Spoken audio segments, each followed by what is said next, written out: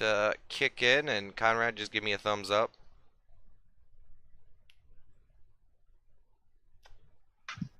Oh, 1 second. You can just do it now. I'm just putting it live on it for him. Okay, well, I just want to make sure.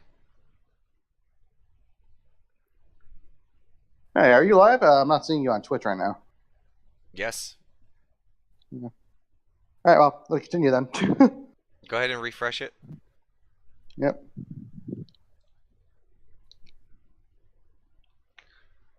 For those on YouTube and those who are currently watching it, who got a head start on it, yeah, we're just making sure that the Twitch stream is running through because we have a special guest viewer, one of the players' parents.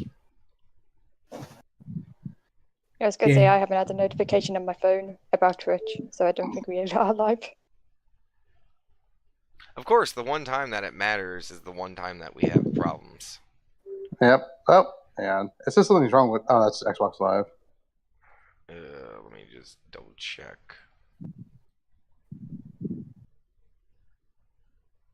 It says we're streaming. Yep, we're live. Okay. Yep, we're live. Yeah, we've been alive for like the last minute and a half. Okay, so yes, we are. Okay, good. Oh god, I just got like a double feed loop through. Okay. Well, before we get into tonight's amazing, wonderful, awesome session, I would like to give a quick shout out to our wonderful artists and token designers for this campaign thus far. Give a warm applause to Nat and Devin Knight and Mythic Portal Games. Between the three of them, they provided all the art, assets, and stuff so far for this campaign. And they do awesome, amazing work. You can find Devin Knight and Mythic Portal Games on Roll20 by searching up those names. Devin Knight does amazing character tokens, and Mythic Portal Games does amazing map stuff. Okay. Well, when last we saw the Onyx Circle, they were still settling in since arriving at the Oasis. A bit different from Latest. It's a much larger city, and as the party quickly found out, politically, there's a lot more going on. There's a lot of factions at play.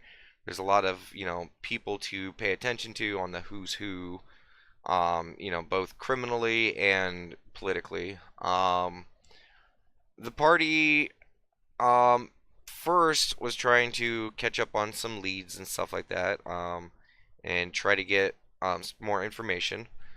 The party broke up and went various ways or to various destinations to try to gather more information. Each one ended up with either more questions or just no response or nothing really valuable to gain. And I mean, honestly, there wasn't much that happened last session. A lot of discussion, a lot of deciding. Am I forgetting anything important? Our out of character discussion. Well, now I was getting to that. Anything Okay, else? I feel like I'm forgetting something. Man, you guys We all really. became innocent and we were allowed to go home. Oh yeah, and you guys all reached level 30, and yeah. No, okay, yeah, I guess that was all that happened. Oh yeah, I should probably point out that Shock's contact that you guys were following him into an Oasis to meet also passed away. Dead. So yeah, that kind of lead just kind of died, literally. And later in the evening, you guys decided to go back to Dick's Halfway Inn, the tavern and inn that you guys are currently staying at, to basically discuss all the information that you guys learned and kind of go over your plan as far as like what you guys wanted to do. I ended the session there, and you guys had the week to discuss, what you guys wanted to do, and I will just shortly go through that. The party mostly discussed the fact that they don't have a lot of great routes to take right now. That they believe that they should investigate the iris to see what that is all about. And then the next big step is to curry favor with one of the groups or factions. A lot of people want the Brass Sultan, but they think he might be a little too far out of reach. The second favorite behind that was the Thatcher family that works for the Undercrown. The family that mostly deals with smuggled goods and transportation, illegal goods, things like that. And Sin also raised the point that he does not understand why you guys have Jacques in the group anymore because, I mean, since you guys are in an Oasis and his contact is dead, he doesn't really see much reason to keep him in the group. But you guys discussed these things, not coming to a 100% clear decision, but you guys got your opinions out there. You guys decided to take an early, rest after the discussion, and you guys are just now waking up from that. So I would like to begin with the females.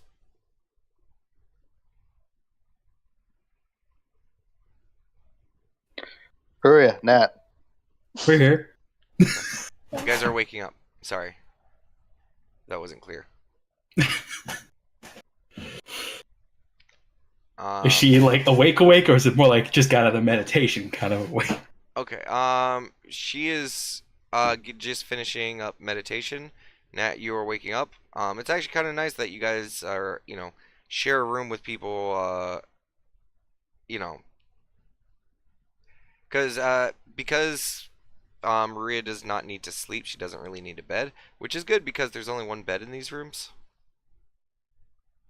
But Nat, you wake up from the bed, and Maria, you come out of your meditative state. All right. Nat gets her stretching in, and she sees Ruria. I'm assuming on the floor, pretty much. Yeah, probably just sitting Indian style. Morning, Nat says. Good morning. How was your sleep? How was my sleep? Usual? Not great. You are very, very Ooh. tired. You're missing a healing surge, Crap! and you are fatigued. Again. I feel like there's each time you ask how you slept, that happens. Fair. So how are you saying the weather conditions were outside? Pretty good? I mean, right now, you can't really tell. Okay. I mean, you can tell from the window that's really shitty. It's morning's creeping in. It's already like a good 75 degrees-ish. Yeah, that's gonna take off those pants she was wearing. Get a little more air, so to speak. Okay. Yeah. You laughing in character? No. Okay. No. Okay. Yeah, that's what Nat does. Rue's obviously all cloaked up, getting a mask on. It's like, do you want to go downstairs see if the others are awake? No, of course. And Nat just, as soon as she's finished taking off the pants, she just folds them up and puts them on the bed and probably has to get her boots back on. Okay. But yeah, after that, she does head downstairs with Ruria. Yeah, I'll take a look around, see if anyone's awake at the bar. If we take the bar any. Okay.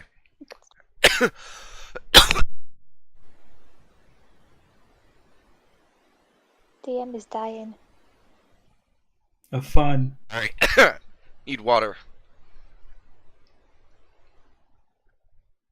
Do we see anybody?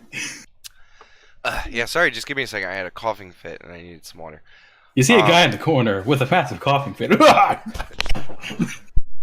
No, as soon as you guys open up the door, you guys see a familiar yet different than what you've seen before. They're sitting in the hallway in front of your door. is a very evil-looking, fiery doggo.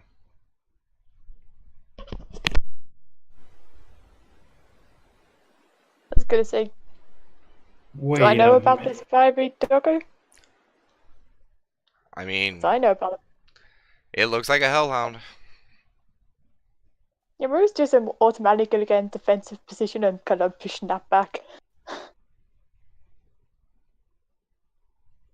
Yeah, and that gets a defensive stance too. The dog looks What is it over. doing? The dog is just sitting there facing away from your door. And as you guys open up the door and kind of like pop back a little bit, the dog's head creeps over its shoulder, and you hear just a low grumbling growl. And you can hear the crackling fire behind its breath. And the middle of its mouth begins to glow with brimstone and fire. And it's just sitting there kind of doing the low growl at you.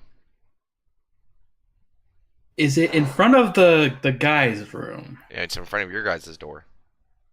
Oh, in front of our door. Yes? Yeah, I was gonna say, I'm backing away, I'm pushing that back, basically being like a meat You said you were shield, pushing and, me like, back. Yeah. Yeah, like trying to get hold of the even and be like, guys, wake up! Wake up! Conrad, you hear. Conrad and. Wait, no, just Conrad. Mm-hmm. Oh no, Cletus too, because you got your shit back. Mm-hmm. Conrad and Cletus, you guys both hear that. What? Cletus, you are at the shop still. Correct. Yes. Well, it's mostly, you can't stay in their room. It's just not enough room. I was about to say, yeah, we Yeah, already got like a 7-foot tall dude in here. Yeah, I was planning on staying at the shop anyways. Yeah. But you hear it. What the heck? And Cameron, like, he just kind of gets up and then like opens the door. There you see, a hellhound sitting in front of the girl's room. Now, That's like pointing to it, like looking at him, like kind of doing like a "what is this" kind of motion. Like, This is not a puppy. This is a full-grown hellhound. ooh, so like, Okay. how tall? What's that? Like, how tall is it, like, size wise? Like a little bit bigger than a Great Dane. Oh wow. Yeah, I was gonna say, like, just as a heads up, if it goes for like any lunges from me or that, I'm immediately gonna hit it with my mace. I mean, it's honestly the size that maybe even Nat could ride it. Ow. So Cameron's gonna be like, okay, hang on, and then he's gonna kind of like, so is it, what does the hellhound react to his presence at all? It snaps to when the door opens and looks at you. Does it look aggressive at all? It's just sitting there. Well, Cameron's gonna say, okay,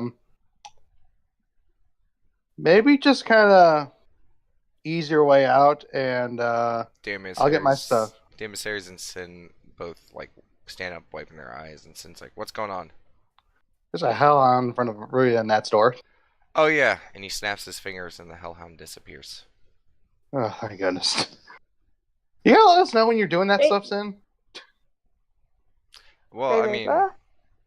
do I have to? Yeah, because I don't know. I'm sure they were kind of worried. I mean, it's. You don't tell me everything you're doing. Fair. Cameron's like, okay, well, I'm gonna get ready for the day. He gets his stuff.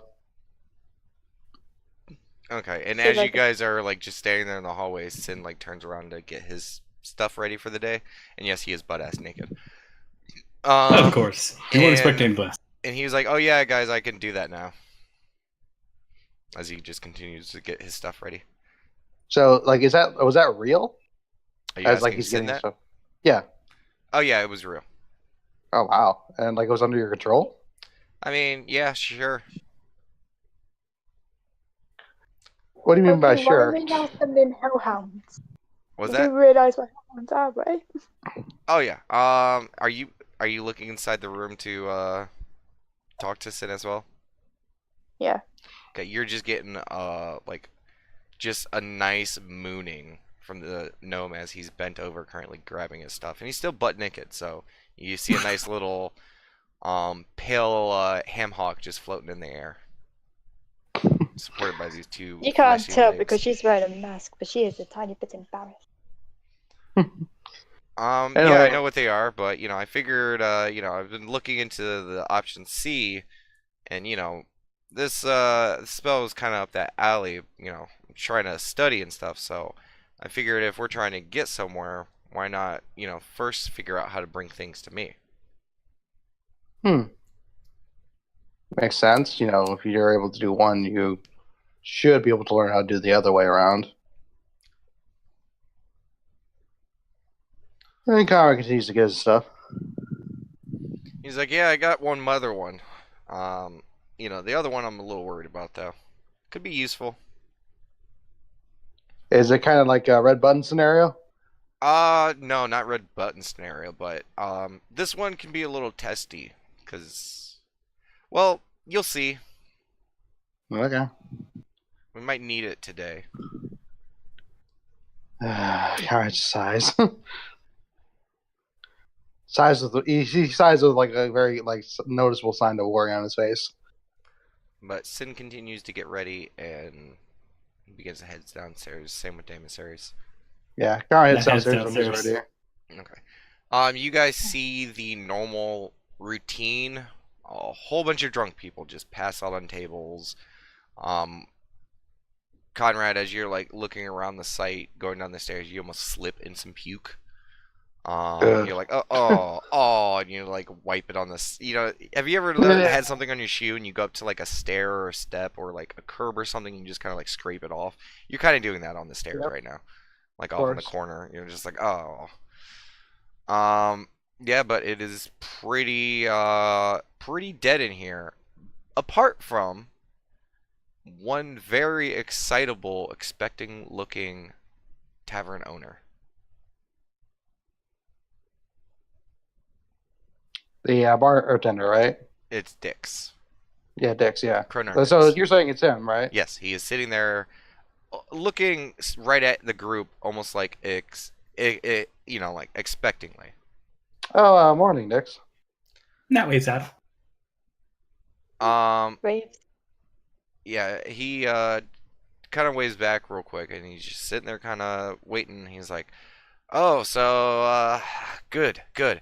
I don't really get a breakfast crowd, so when you guys woke up for breakfast yesterday, I was pretty excited. So, I just, what can I get you guys? Breakfast would be lovely, actually. You guys want a surprise, or you guys want something off the menu? Surprise, Nat says. She says with a smile on her face.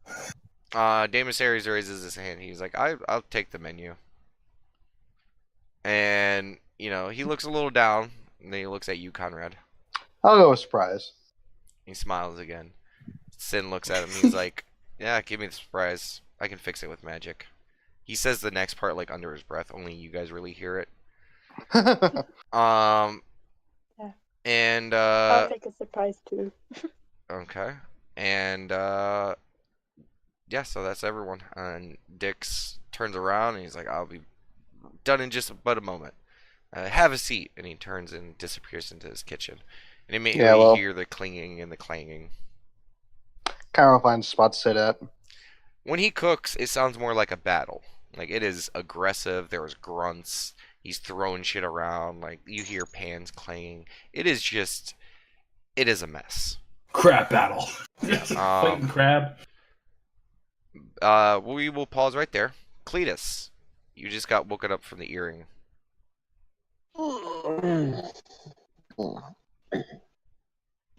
Get up Okay. and are the doors awake? One of them you see. You see Billmar. Morning, Belmar. Morning, lad. Didn't see you come in last night. Yeah, I was talking to the rest of the guys late last night. We're trying to figure out what they want to do. That's good. That's good. You guys come up with any strategy? Kinda. We're big thing is we're gonna go check out the iris today and just kinda Oh boy, lad. What do you know about the iris? Not much from. I mean, I know what you guys told me, and I know I've gotten some information about the underground and the families that are running it. Well, lad, I mean, I hate to say it, you know, people don't just go to the iris. We said before that, like it's kind of dangerous. Um, it's just, you know, be ready for that, lad, because the dangers you face there are, I mean, they make what you've faced in Latesse kind of mundane. I mean, I've seen your fights, and lad, you got talent, but you're still kind of Oh, young, and don't some of worry, these. I'm not planning on fighting at all. Okay, just be safe, lad. Make sure Yeah, your dumb idiot friends don't do anything stupid either. yeah, but they can be real dumbasses sometimes. So I'll try to keep. On the other side of the and our Oasis, achoo! Yeah. Yeah. Uh, and like he pauses. He's like, yeah, because I'm sure them Broken Tusk boys. They always have fighters there. Um, and I mean they kind of rule that ring for the most part. Besides the champions, and even those boys, I mean they would give you a time. The broken tusks. Yeah, they're part of the undercrown. It's part of their tradition of the Broken Tusk that all their members compete within the Iris. I mean, Broken Okay. Tusk, they're kind of a rough gang, anyways. I mean, their initiation is not fun. You cut out Damon. Oh, did I cut out everyone? I heard him fine. Okay. I heard him Uh, fine. he's crap. I immediately forgot what I said. You're You were talking just about the saying broken that tusk. you talking about their orientation, and then I didn't hear anything after that. Yeah, or okay, yeah. Sorry. They compete. He said that they compete in the Iris, their members, and part of their initiation is just it's rough. Okay.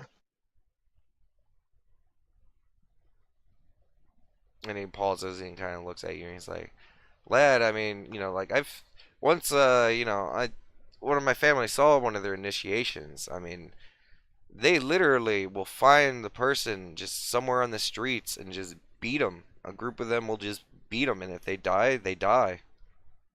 Mm, yeah. Good to know. Yeah, I'll try to you see avoid a them. large group of orcs and humans and Goliaths walking around, and they seem like they're not up to no good. Best just stay clear of them. Will do. But I take it you're heading over there now? Yeah. Okay, lad. Uh, Well, take care of yourself, and be sure to keep covered in the bazaar and stuff. I don't know how comfortable you are yet walking around in your uh new skin. And he shrugs his shoulders. yeah. I'll be fine. Okay, lad. We'll be here See with you if you later. need us. Sounds good. Okay. You head out. Mhm. Okay. You make your way over to the Dick's Halfway Inn. I love that name. I'm so proud of it. Um, what were you gonna say, Conrad? No, I was just gonna say that. Like, I remember when we tried going to the Royal Fantasy place. I'm like, oh, at least we're not going to a halfway house. And then Oh I yeah, learned the name was the Dick's Halfway Inn. yeah. So close. No, but you enter and or you walk up to the establishment. Immediately you see a very strange sight. There is a very gruff-looking dwarven man, passed out in front of the bar, and he seems to be laying in a puddle of something. Like face down. Kind of. I will turn him over so he stays up. Okay. He's a heavy guy, but you're pretty strong. You roll him over, and your hands immediately get slapped. Hey, just trying to help you, buddy. Clydesdale. Oh. And he just All right. curls up and continues sleeping. Alright, I head into the halfway in. You do so. The rest of you guys, as you guys are waiting for your breakfast, the doors swing open and there sees Robocletus. Cletus, Ned says. Morning, Cletus. Morning. Oh, I think I'm just rubbing the sleep out of his eyes. Mm. Oh. I just take And a seat. okay. And after a couple moments, the kitchen door swings open, and you see Kronar come out, and he starts passing out pies. He immediately sees you, Cletus. He's like, "Oh," uh, he pauses for a moment, and you can see the wheels turning in his head. He's like, "Would you like one, sir?" No thanks. Okay. And he continues to dish out all the pies, so you guys all have a pie. And he is asking for 5 silver for the cost of the pies. Cowan's going to give him 10 silver. Oh, thank you kindly, sir. And he just stands there with the tray in one hand, like clutching the coin to his chest as he's just sitting there expectingly. Yeah, I'll give him the 5. Oh, it was Ned gets him 10 silver. okay. He was like, "Oh, it was just it was 5 for all of them," but sure. And he just starts quickly scooping all the coin over. Thank It's you okay. kindly. You do good work, Nat says. Yeah. And he's just sitting there, looking expectingly, as you guys have this pie in front of you. Yeah, Cowan's going to start digging in. Nat's digging in. Everyone who rolled a special pie, give me an endurance check. Okay. I regret nothing. Yeah. Cowan takes a bite, and it's an eye in the pie.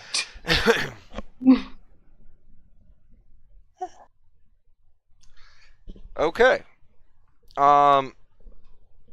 So, Nat. That's where we freeze up, just froze up. One bite of it. Nat, you bite into your pie. And you don't know what death tastes like. Oh, wow. Great description so far. But if you had to really think about death, you think of just what death must taste like. You think about the troll that you faced and just the smell that came from it. And you remember you thinking in that moment there's nothing that could smell or probably taste worse than this troll. Okay. Now, you're thinking as you took this first bite of, pie into your mouth that you were wrong. This tastes like an entity, like a trash ooze, went over and licked the taint of the troll, and it just took that essence into its already garbage self, and then it matured for a couple 100,000 years in just a deep dark cave deep in the abyss, where just demons and other foul creatures used it as a toilet bowl. This is the worst thing you've ever experienced. You suffer 13 points of acid and poison damage. Immediately, Jesus Christ. immediately vomiting, and you also lose a healing surge.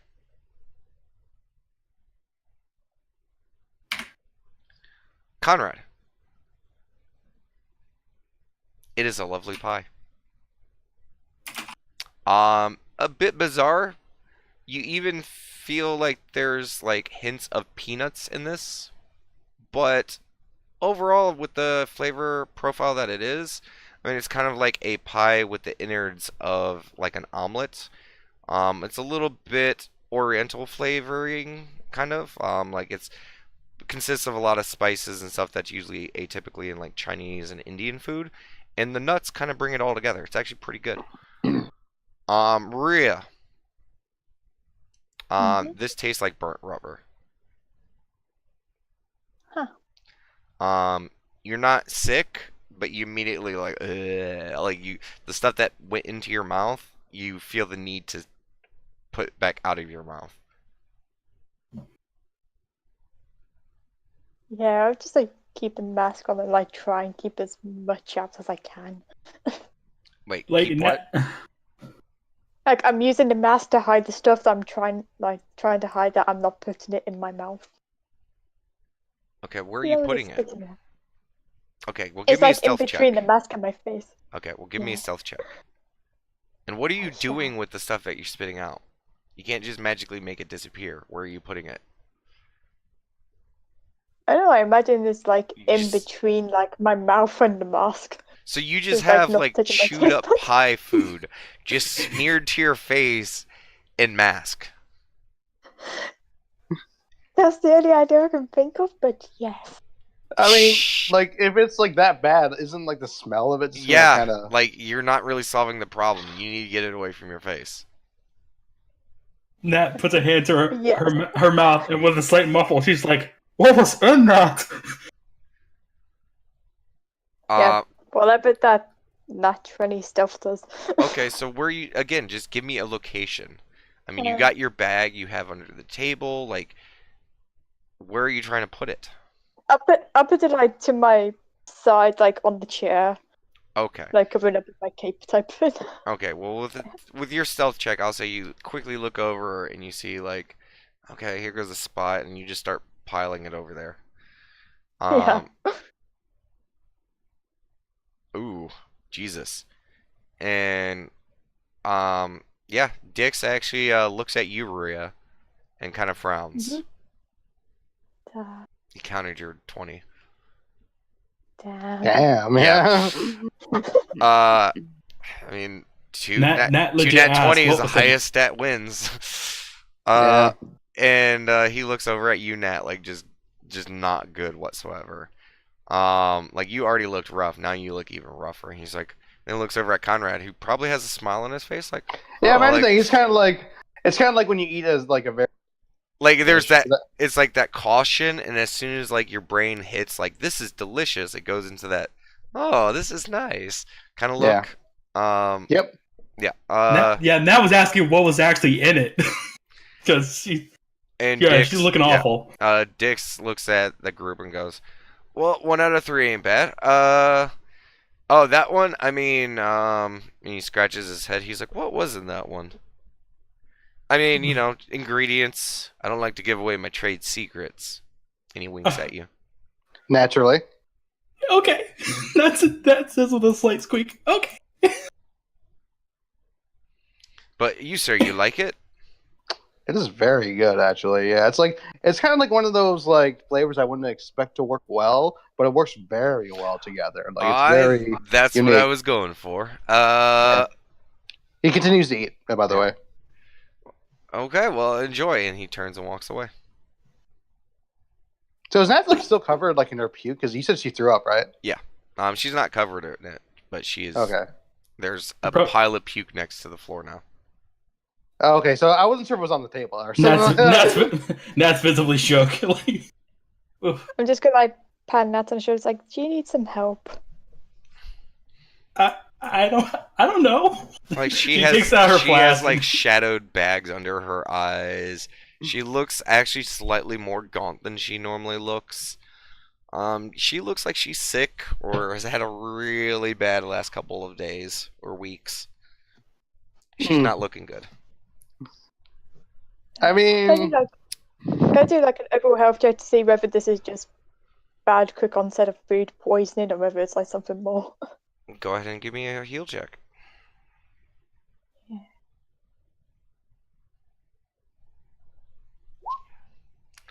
Okay, as you're sitting there, like just trying to recover, Nat, Rhea scoots in close and starts poking, prodding, pulling out your tongue, like opening up your eyes, like looking in your ear, like she's just moving you all around and like checking everywhere. Maria, I mean, that food was rough, but she seems like she might be afflicted from other things as well. I don't know, it's hard to say. Yeah. Nat's just still visibly shook from the pie, but Yeah, it's hard to separate the Take it two. easy for a bit. Yeah. I'm gonna take it easy for the next few days. Because, I Take mean, a good Rhea, you rest. saw her when she woke up. She woke up looking rough. Yeah. what are you saying? So, I don't know. Take some rest. I mean, you've been through a lot lately. Maybe just need a bit more of a rest than what the rest of us do. That pipe certainly didn't help. Aren't we supposed to be going over there today? And she's referring to the iris, of course. And she takes a swig from her flask because she's trying to get that taste out of her mouth. She's hoping It does not help. it's going. Ugh, the taste doesn't go away. You actually cannot. You cannot actually not taste the alcohol. Oh no! I mean, poison acid damage, yeah, that would kind of fuck up your. Yeah. I was gonna say, there's more than one of us. I'm sure they won't mind missing 1 or 2 people, won't you? And you'll just like look towards Conrad and like everyone else. I mean, we don't have to scout it out today. We probably If should that- get things moving though, as you hear Jacques walking down the stairs. Okay.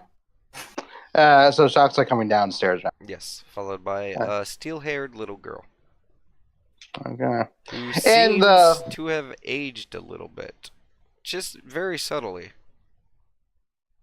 Yeah. Hmm. I wait And, for her to the door. I whisper to Conrad, "What's up with the little girl?" It's the dragon. It's the ferret thing. He whispers back. Okay. Ferret girl, interesting. Out of character, I don't think we told him it's a dragon. Nope. I just know it's a ferret. Yeah, Yep. you guys never told him. Yeah.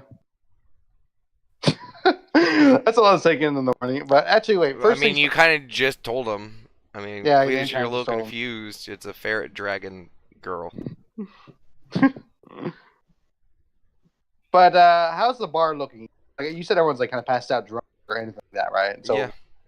Okay, so there's like no one awake currently except for the bartender. No. Okay. And the bartender's currently not in the room. Okay, good. Shock, we had a discussion last night, so I believe we have our plan at least in hand. That is good to hear. I would like to hear it. Yeah, and I kind of look around just to double check that the coast seems clear, basically. As you're looking around, you see Sin giving you like eyes, like he's looking at you like wide-eyed, then pointing his eyes at Shock, and then going Mhm. wide eyes, and then pointing at Jacques. Can I do insight and see what he means? Sure. Yeah.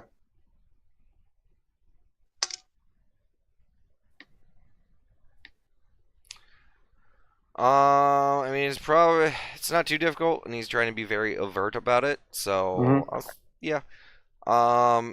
You think that he wants you to discuss what he thought about Shock to Jacques? Oh, okay. Gotcha. Okay, he wants me to handle that, basically. Yeah. Okay. Well. But I mean, as you're looking around, yeah, it seems like everyone's passed out. Okay. So, one of the things that so this is our plan first off, right? The idea is to basically scout out the iris and ask about the Thatcher group. Try to build a reputation and then gain influence, in a sense. That's our rough plan. But what's really going to help me, Jacques, right now is because we're kind of going the unknown here. You yourself are a bit of an unknown factor to us, and I was wondering exactly your skill set works best, in a sense. And Jacques immediately looks over at the rest of you all, and he's like,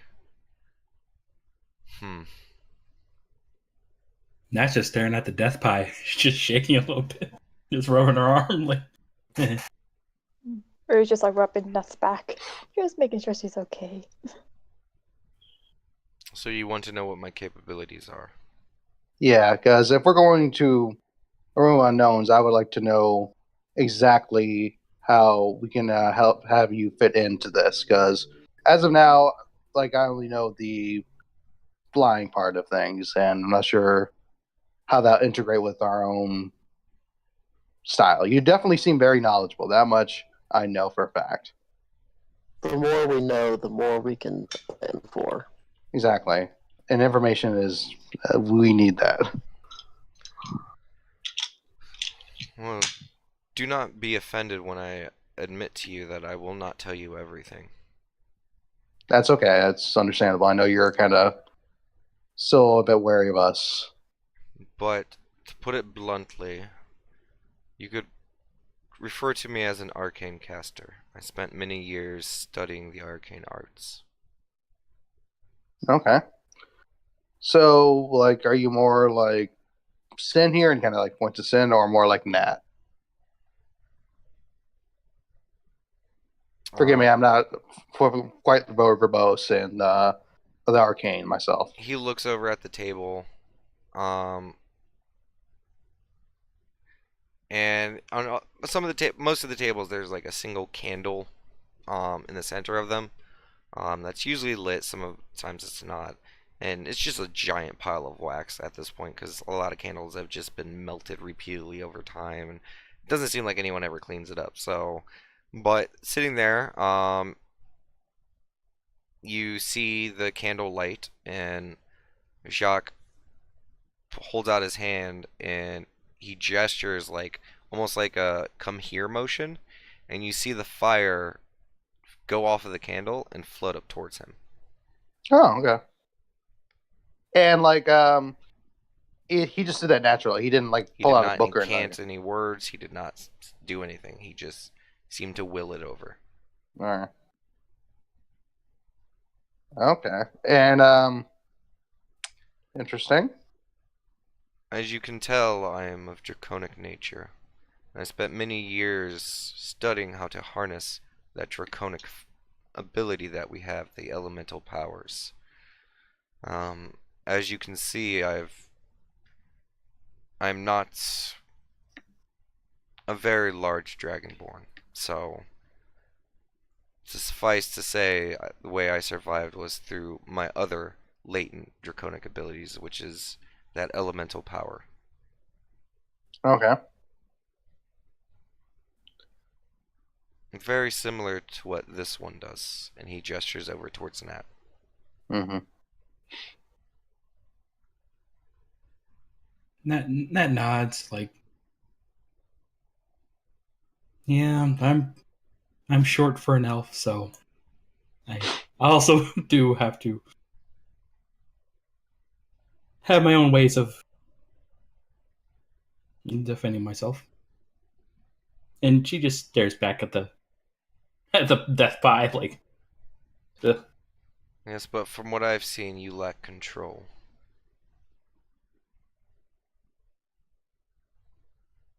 It seems whoever taught you was lacking in certain areas. Nat does not argue with this. She is quiet.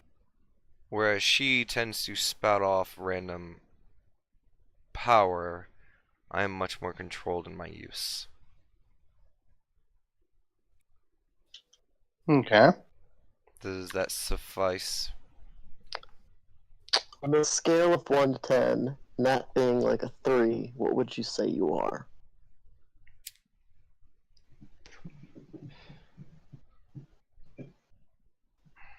I'm not quite sure how to answer that question.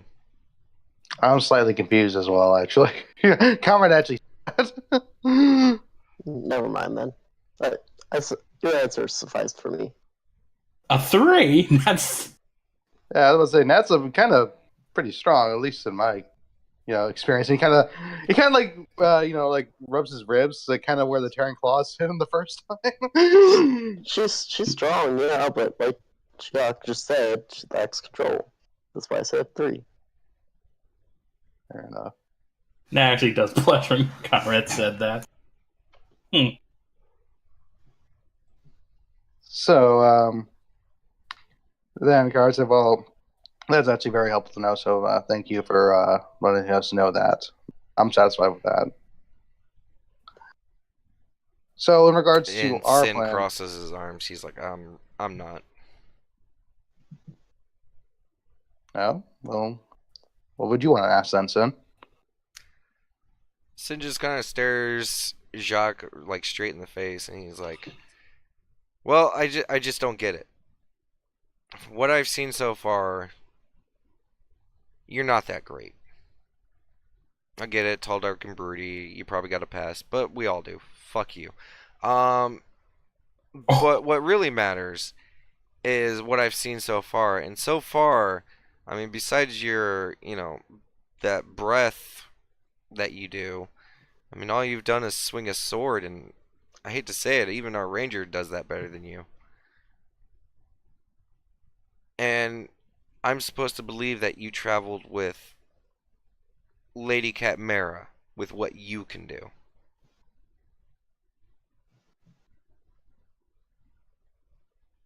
And Jacques immediately looks kind of agitated and pissed at that statement.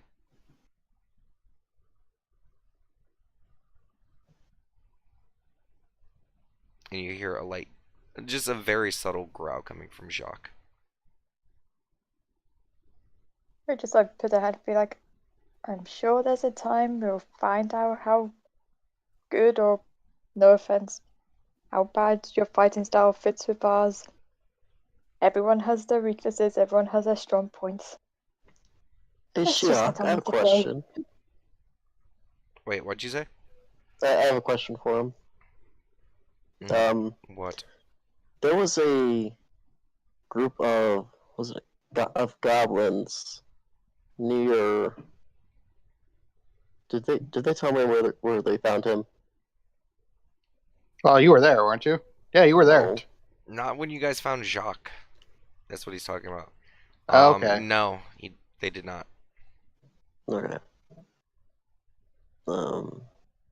Never mind then. It's too bad of a question. Too mad of a question. I mean, you could still ask, because remember the wings flapping around? Okay. Um, we we found a group of massacred goblins up in the forest near the test. Was that your doing? I know what you speak, but no. I found Okay. that camp as it was. Okay. I'll be honest, I've never quite seen anything move like that. It did gather my attention, but I lost track of it. It moved like a shadow. Hmm. Interesting. Okay.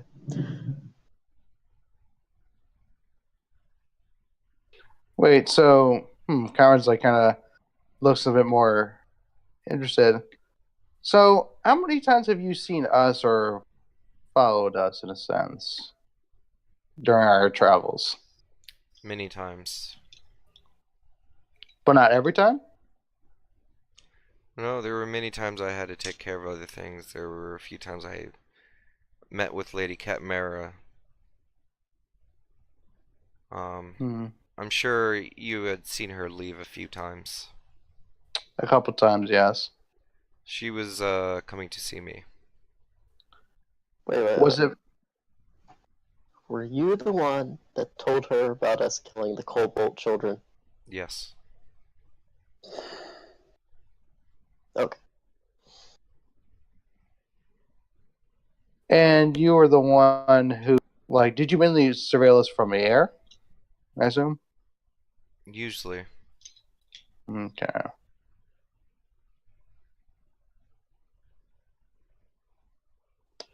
Sorry about that. That was one other thing. Um, that is something interesting because that other man, and then Conrad's gonna take a look around. And so close, so clear. Still seems it. Okay. The one who struck me, I believe, Greeley. Greenlee? Greenlee, yeah. Sorry, mispronounced it. So, judging that by his appearance, he might have been also tailing us as well then. So it might not have just been always you the whole time. No, he was busy with another matter. Hmm. I do know that he came from the Oasis before. He met back up with the rest of them. So Greenlee is from the Oasis. No, he's from them. Like he used to be a part of them. Okay. When Yeah, he kind of nods as he took some meeting. Yeah. when um when those traitors infiltrated the group, Greenlee was among them. It was those three. Mm-hmm. And when he faked his own death and they put the blame on me, he left. I'm not sure where to. A bit of my research states that he met with someone. Um, the person who was trailing that someone met a short end. So I was not able to gather any information more than that. But I do know that shortly before they arrived in Elois, Greenlee made his way to Elois. And he had been in the ever-shifting sands and in Oasis since, until he met back up with them.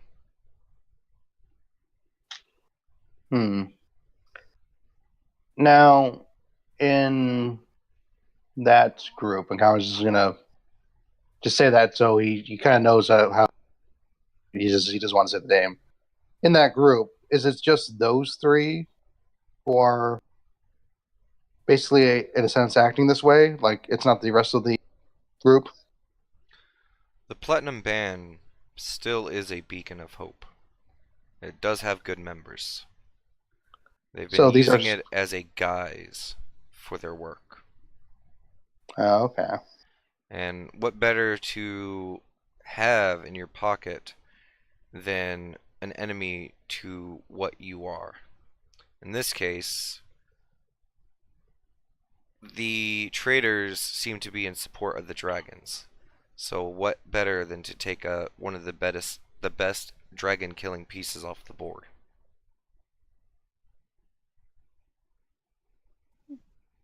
Can portray from the inside. That seems to be their pattern. Now, I noticed that they, like, the last thing I remember was flapping of wings from what I think was them. Are they dragons themselves, or? I believe so. Either that or some other winged creature.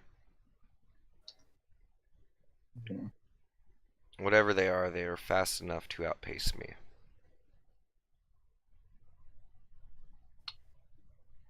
Now, ultimately, our goal is to kind of reveal these traders as who they are and be able to get back home. I do not care about revealing anything. I only care that they meet their end. That's also a part of it. My life has already come to an end. I just seek retribution. So you just want them gone, in a sense. That's it. That is all I care about.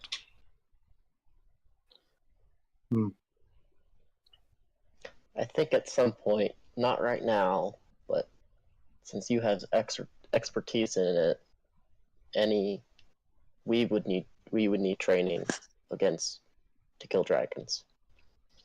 I think you are all in need of training. Yeah. But sadly enough, I do not believe I am one to teach you. I mean, if you want to know how to kill a dragon, that's perfectly fine and easy. But you are all sorely lacking. Okay. There's only one among you that I could probably teach. Who is that? He looks over at Nat. Well, Nat, think about having a new teacher. Then Nat remembers her last teacher. Oh. But Nat does look back at him. You gonna answer or just stare at me? Nat, roll a Constitution check. Oh. Ah, crap. As she's staring at you, you see her eyes go a little wide and bloodshot. Give me a dex or acrobatics check, Cletus. Swear to God, Nat.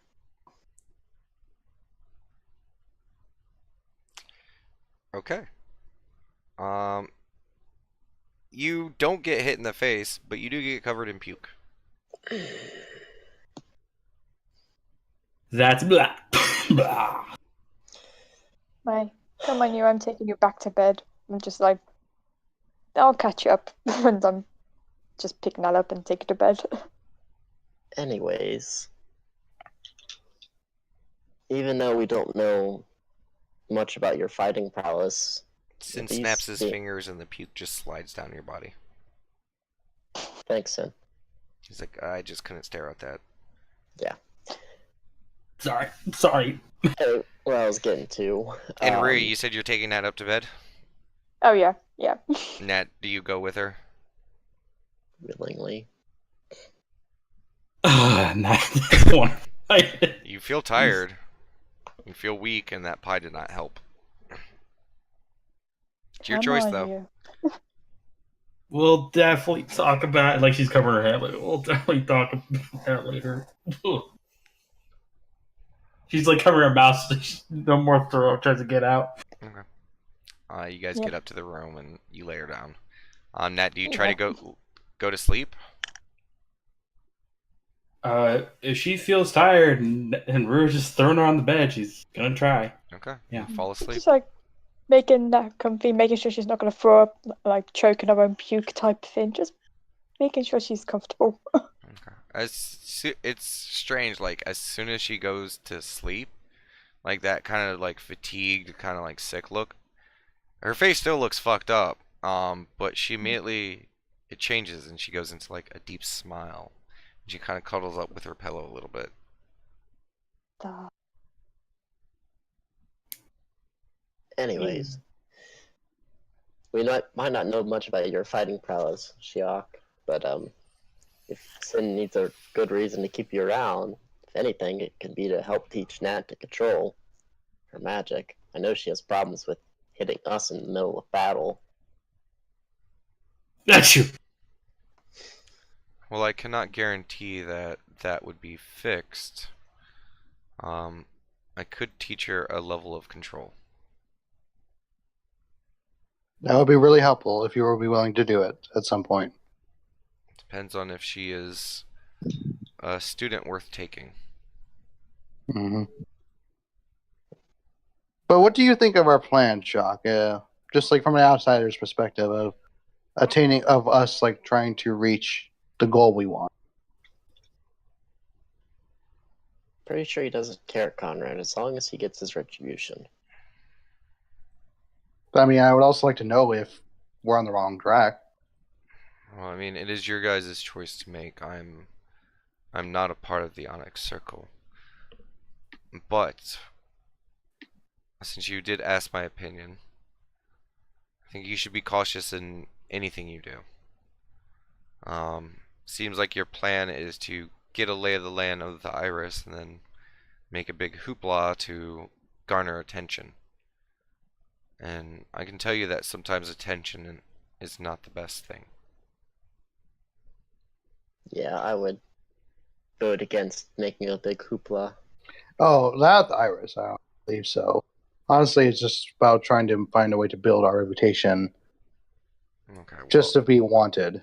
okay, because if you plan on doing that in the Iris, I mean, that would work, but I mean, honestly, garnering any reputation in this place would result in the same, Fair point. no matter how you go about it. I think that's enough talk for the morning. Shall we head to the Iris? I'm ready. If you guys are, kind of looks to the rest of the group. Let's go.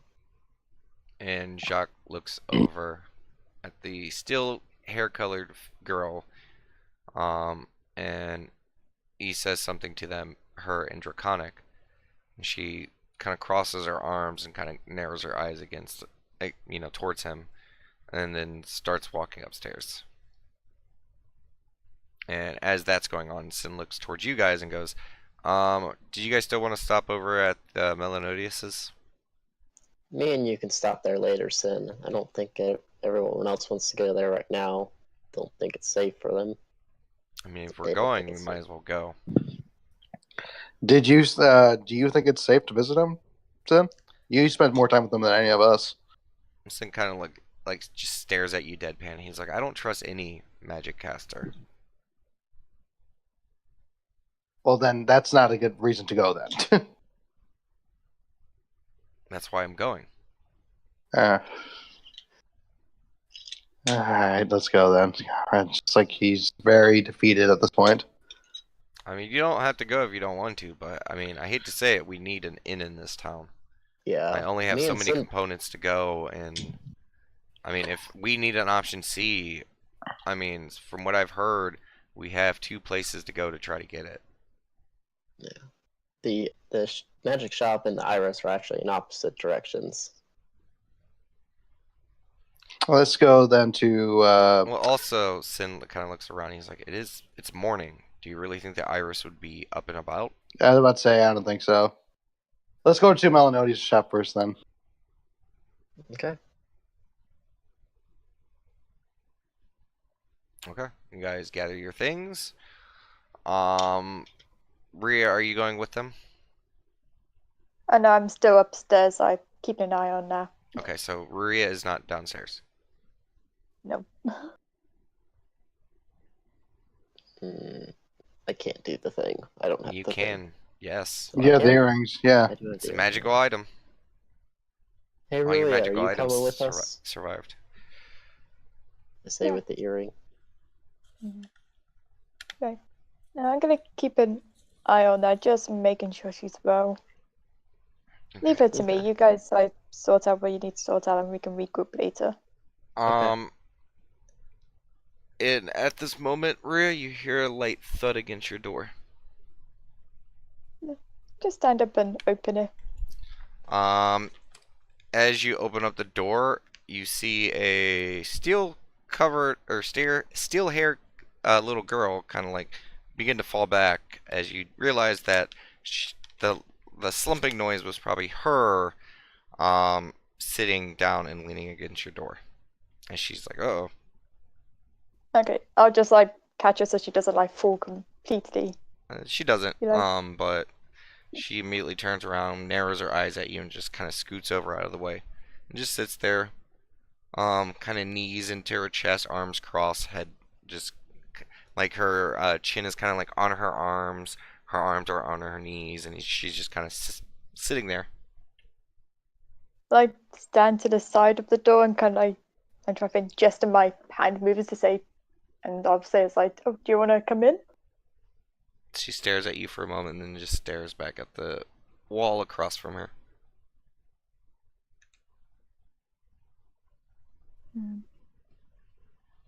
I'll leave the door open and I'll just like walk towards and sit down, be like, and kind of like gesture for her to come over here.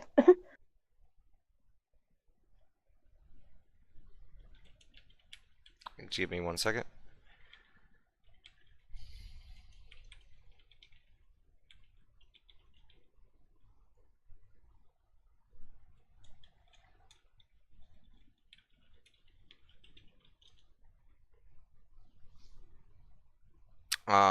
Sorry, what did you say?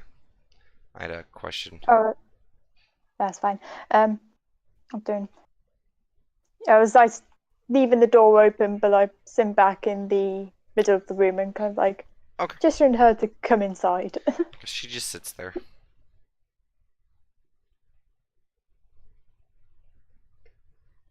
The rest of you guys,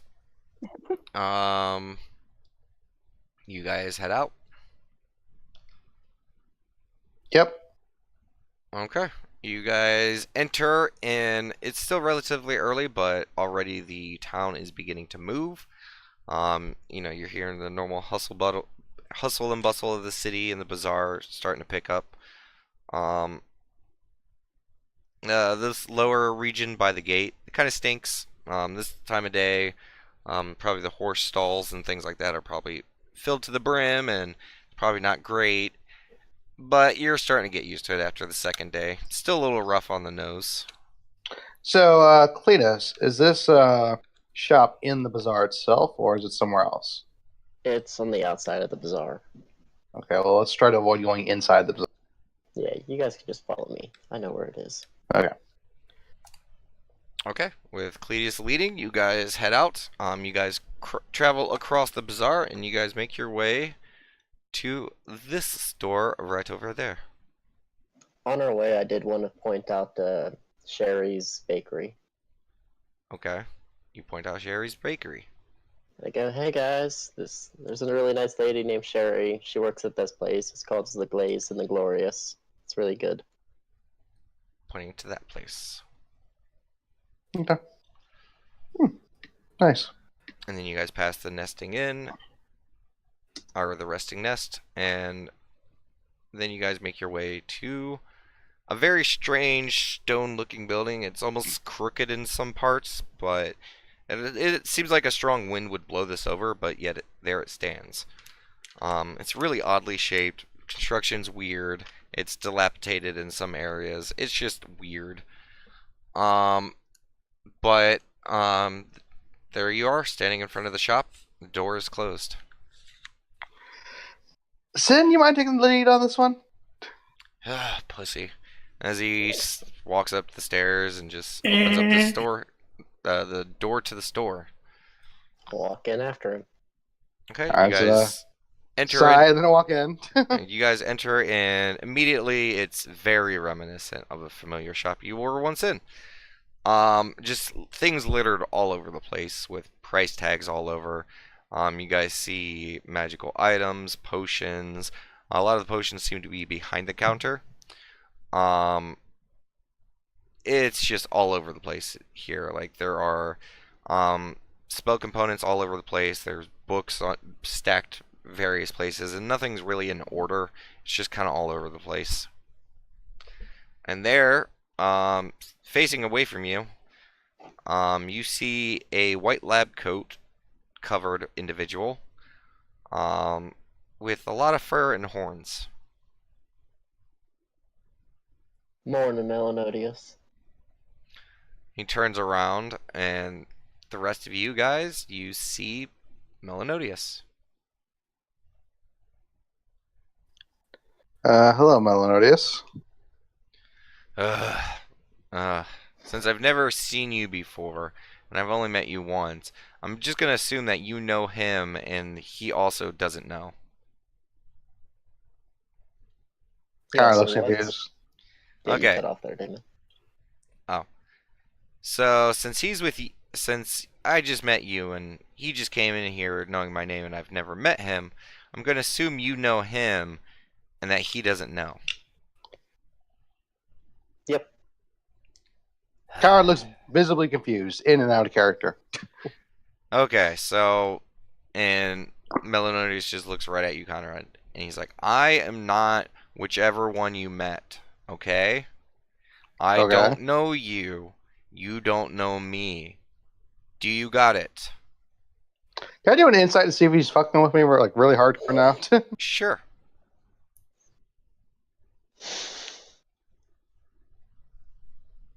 He seems honest, like he seems agitated at the situation, and he seems like he's trying to make a point here. Okay. Huh. Melanodius, do you have any regular potions for sale? Yes, I got a few. How much are they? 2 potions, 70 gold each. You have 2 potions total? Well, of the basic standard type. Okay. I'll What take other one. what other kind of potions do you have? I got all sorts of kinds. What are you looking for? Healing potions in particular. Like what levels do you have of it? Oh, I got all the way to the top. So do you have one that would be a step above a healing potion, like the basic? Oh, you mean a potion of vitality? Yeah. How much would that would be? Oh, that's gonna cost you 1,200 gold. I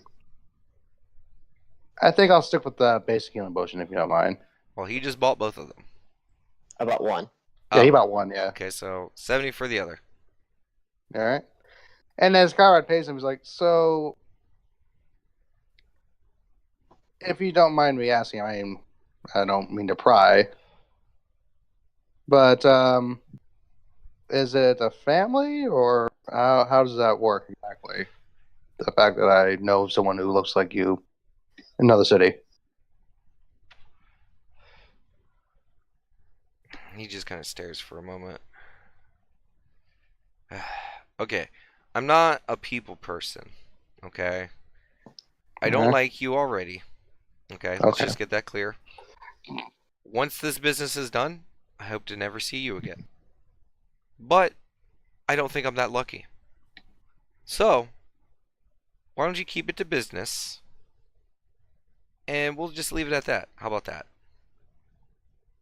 That's fine. Okay? And just know that there are a few of us floating around, and some of us aren't too happy when you make the assumption that we're another one, okay? Okay. Okay. Anything else I can Okay. help you with? That's all I need, Karen says.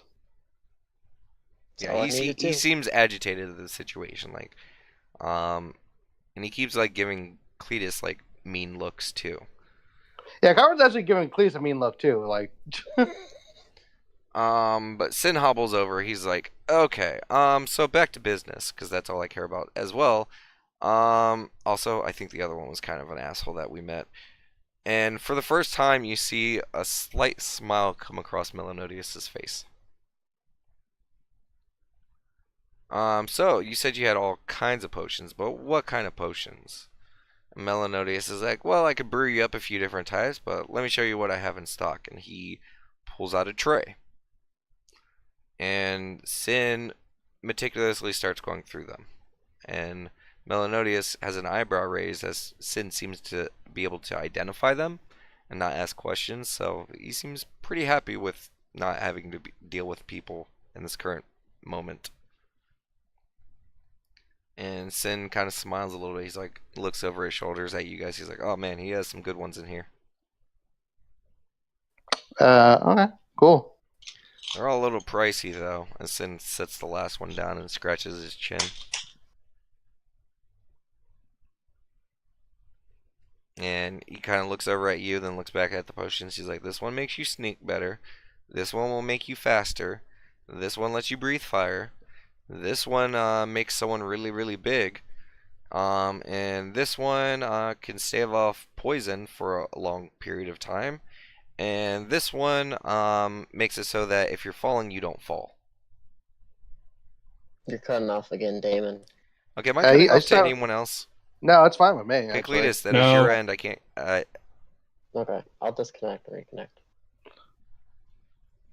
Wait, Nat, did you say that you couldn't hear him either? No, I heard him fine. Okay, I just want to double check that. Fine for me too. Okay. Continue. Okay. Just various types of potions. One that makes you big. Yeah, I got Yeah. that.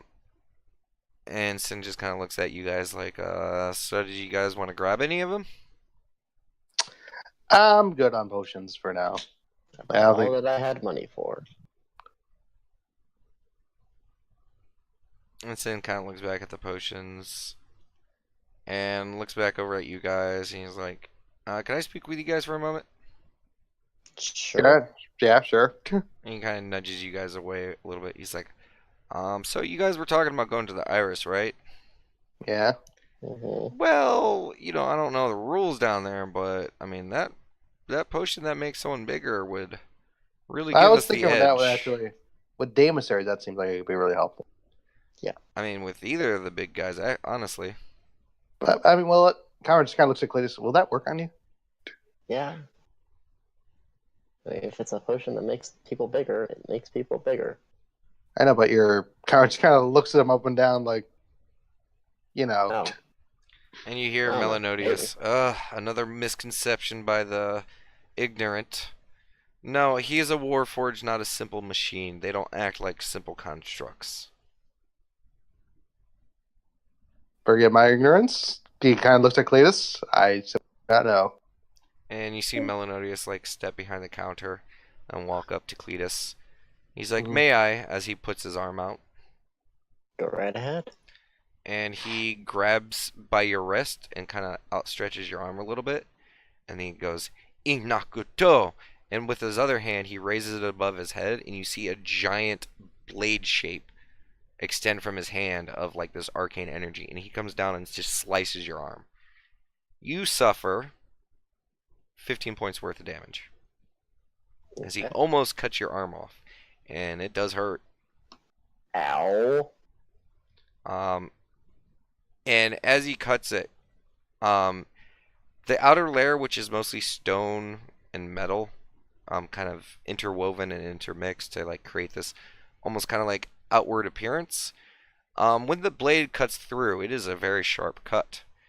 Conrad, you can see things within that moving and twisting. You see this single tube that's pumping a liquid, and you see that liquid spurting out almost like blood. And you realize that looking into this arm, you've seen people's limbs cut off. You've seen it. It looks oddly familiar. Yeah, so it kind of looks like, the tendons and whatnot. Like, Yes. gotcha. And then Melanodes just kind of moves the arm back into place, and he brings his other hand out, and he starts enchanting a few magical words. And Cletus, you are healed for 20 hit points. Cool. And you guys watch as the healing magic glow enters the area that he's wounded. You see, just like with other magic, the healing process just speed up, and it looks like he heals just like normal. Wow, that is very good to know. Yeah, Actually. it is.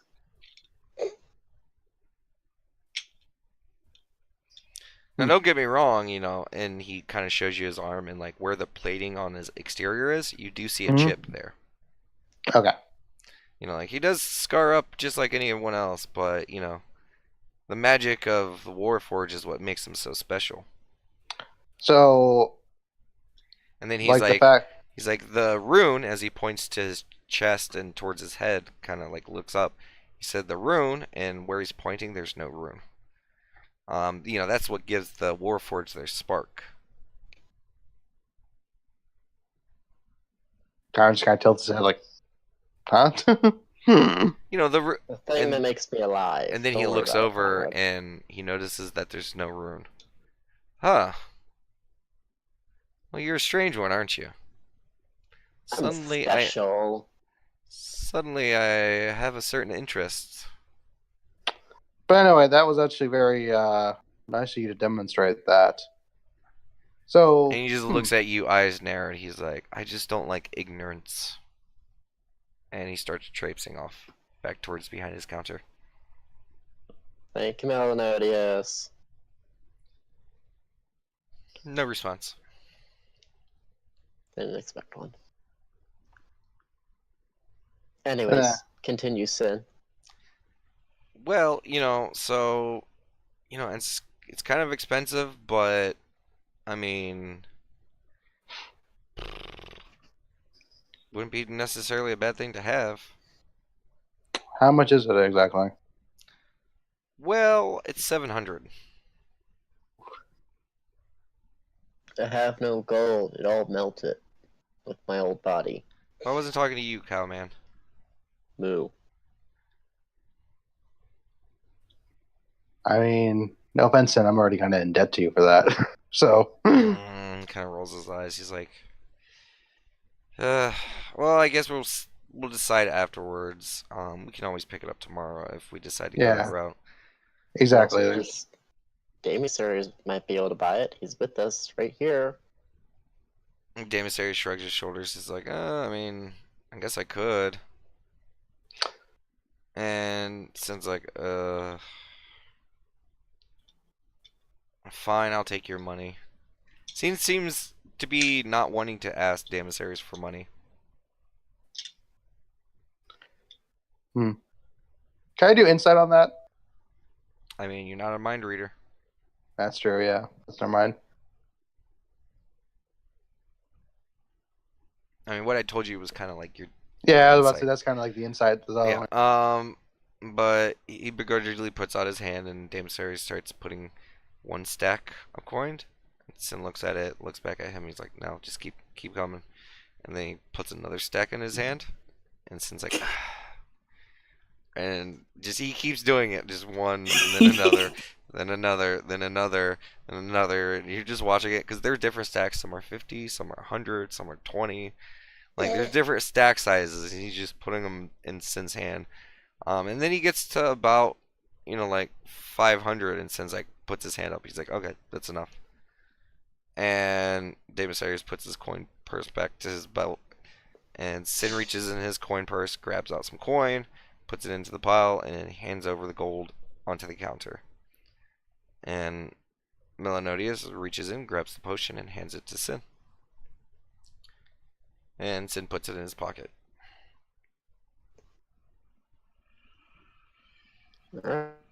And Sin looks around and he's like, okay, the last thing I need is some spell components, and that's it. Okay. And Now, he gets them. Okay, I was going to say, like, is he going to be shopping for... He gets them. It takes a few moments. Gotcha.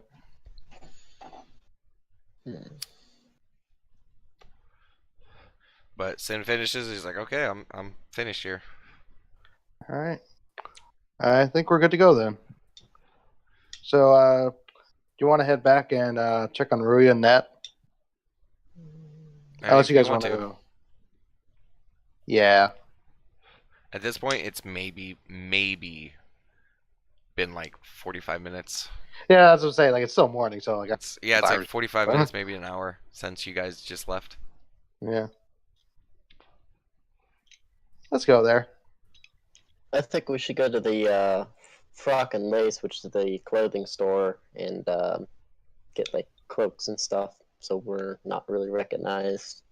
I mean, I have a cloak, but Sin if looks you need one, around yeah, and he's like, he's looking at you, Cletus. Are you wearing your cloak? I don't have one. Yes, Yeah, you that's right, do. yeah. Remember, I told you the dwarves gave you one when you first arrived. Anytime you had to leave. Oh yeah. Never mind then. Sorry. Semantics. Semantics. You're asking to go to a store to get something that you currently already have. I actually have a cloak too, so I'm kind of good Yeah, there. Sin is just kind of looking around, and you see on, Daemisarius' bag, he has his traveling cloak. Conrad has his, and, Sin has his. And you immediately remember, Cletus, every single person at this point in the party owns a cloak. Okay. Cloaks are like blankets, you need all of them.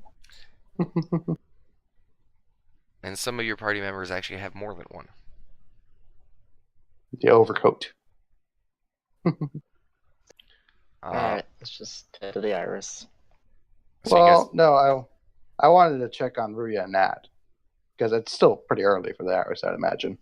It's been 30 minutes. I doubt anything has changed. That's my point. So why do you want to go to the Iris? Sin shrugs his shoulders. He's like, I mean, we got a while still until we probably need to head over there. Yeah. We could just walk around town, get the lay of the town. Yeah. Daemisarius kind of looks over. He's like, yeah, but if we're going out on town, shouldn't everyone come with us? Yeah, exactly. That's why I want to pick up Ruya. That, and also to see if she's better.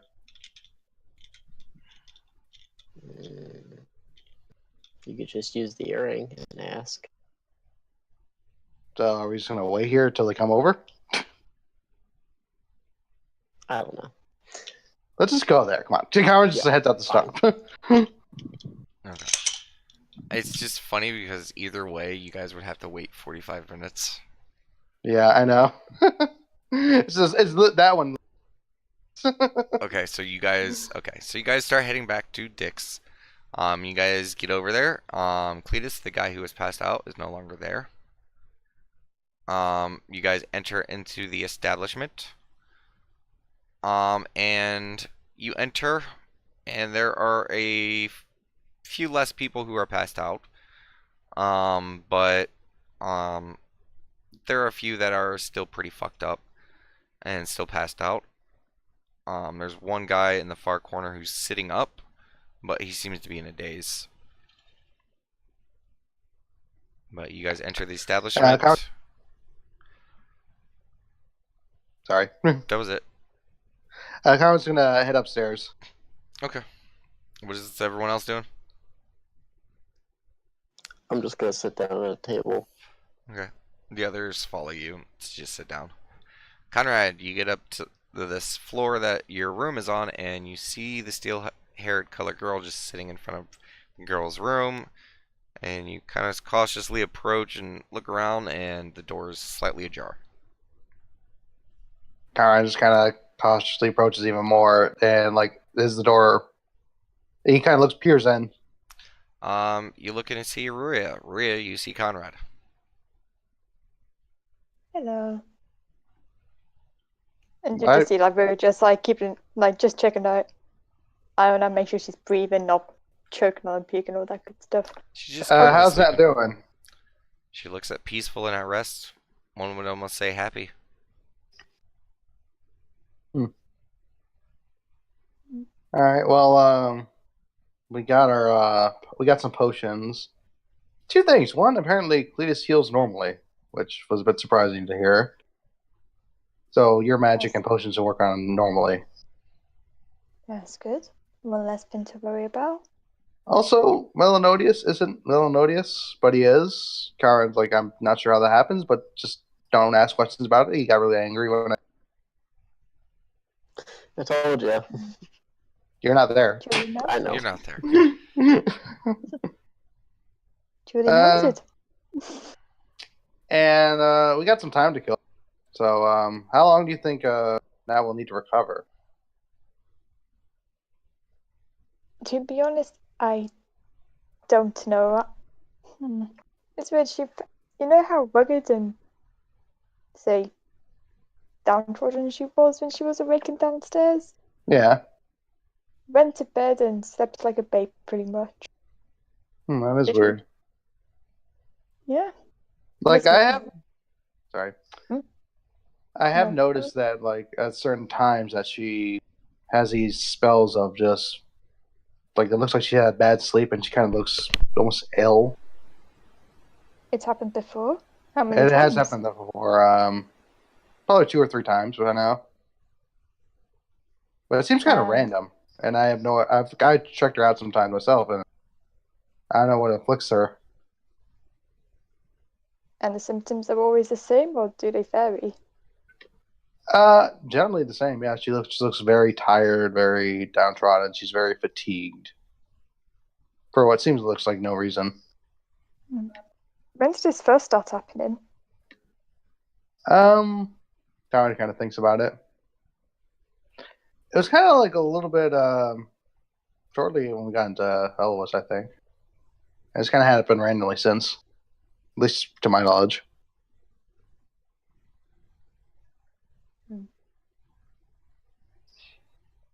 Snake, are you able to give a time frame on that? Like, how long have you actually been in Belarus? I know you've been here like a long time. We've been here since the summer. Question: when was the summer? Quite a few months. Like how many? Yeah, been a few months, yeah. Okay. Yeah, it's been like you guys are pushing towards like 3 months and some. Yeah, I was thinking Okay. that, yeah. It's been a minute since I've updated the calendar. But I could give you guys the exact date after this. Okay. Yeah, so I'm not sure exactly what's going on with her exactly. I don't know. Yeah, I track I'll day keep by an day, eye. but I never take note on how many days it's been. That's fine. No, I'll keep an eye. I'm gonna see if I can remember any of my knowledge from my books. I might try a couple of things. Okay. Give me a heal check. Yeah.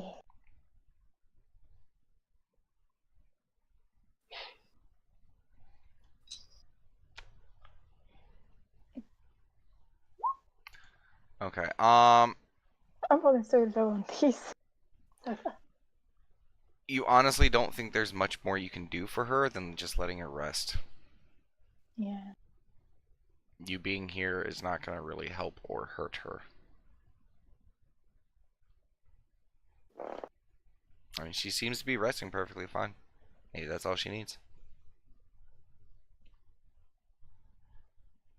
At the very least, sleep is keeping her peaceful. I think we should just let her be for a while. All right, well, come downstairs and join us, son. Yeah, just give me a few moments. Okay. And remember to close the door before you leave. You don't want to. Yeah. Karen heads downstairs. Okay. I was gonna say the closing the door on the girl while she isn't in the room, or is she out of the room? Just to She's clarify. currently like sitting next to your guys' doorway, like against the wall. Oh, but she's on the inside type. She's on the and still in the hallway. I was saying who I that's why I wanted to clarify. I'm just gonna open the door because I was actually having it like wide open so she could come in freely. So wait, you're So- gonna leave the door wide open? So, sleeping girl in this kind of place. Yeah, just in case the small one wants to come in. Oh my god. Oh, sorry. I can't.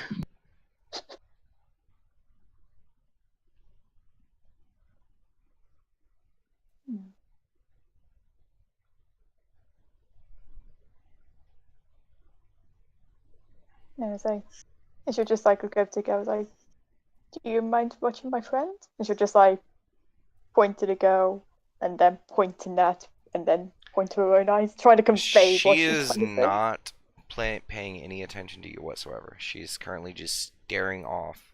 You can tell she is taking every grain to ignore you.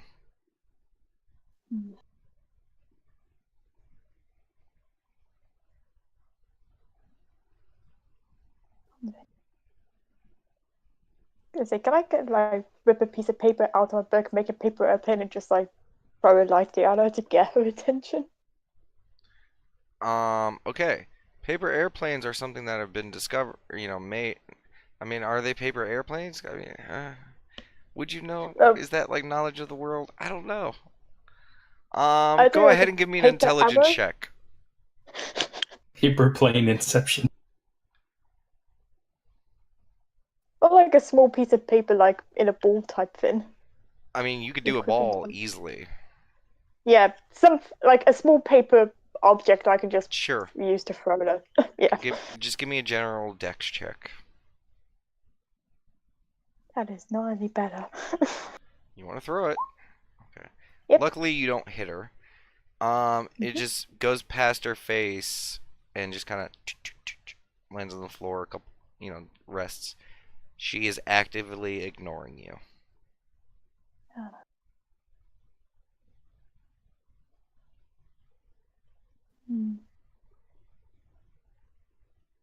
Just gonna say, I would like use the evidence to say, it's like, is Jacques downstairs? Yeah, he's down here with us. Okay. I'll like go out and I'll close the door. Be like, your friend is downstairs. Nat is going to be a sleeper. She needs rest.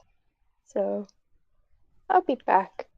She'll just like wait for the go and go downstairs. Still exactly the same. Just staring off. Yep. I figured.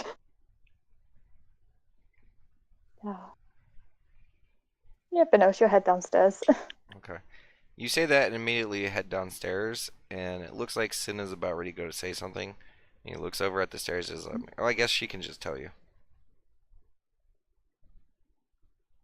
Mm-hmm. Oh, the thing you just told me to tell him. Just tell him. You Sure. immediately told him to tell the people downstairs Jacques something, and then you immediately went downstairs before they could like really respond. Yeah. So, yeah. Confused for a moment then. Yeah.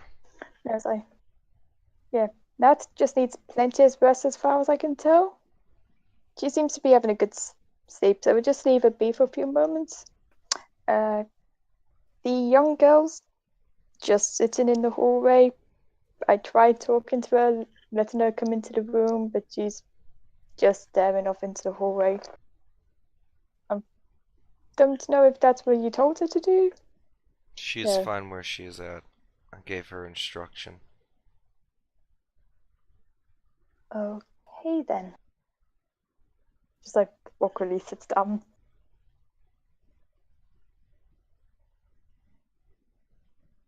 Okay. So the group's back together. Yep. You guys all just sitting at the table awkwardly? A little bit, yeah, kind of. Well, you guys ready to go look around? You're cutting out really badly for me, Clay, so I couldn't hear a word of that. Are you guys ready to go around town? Sure. If you are just wandering about town, I will stay here. Alright, sounds good. Yeah, because we got a lot of time to kill, actually, probably till the Iris is going to be open. Damn, Series looks a little disappointed. He's like, I mean, if we're gonna wait, I mean, I can just wait here as well. Yeah, I'm not sure if I just want to be strolling around town, being honest. Hey, Dix. Is Dix around? Nope. Nope. You could yell it Never mind. louder. I yell it louder.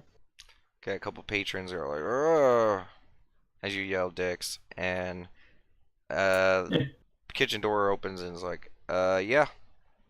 When's the Iris open? I mean, it's open up all day, but usually the festivities don't start until sundown. Alright, thanks, Dix.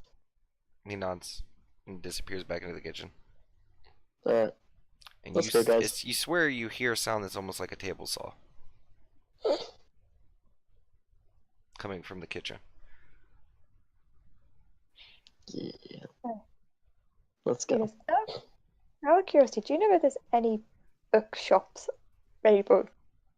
Like any bookshops or stores? Probably some in the bazaar. Hmm?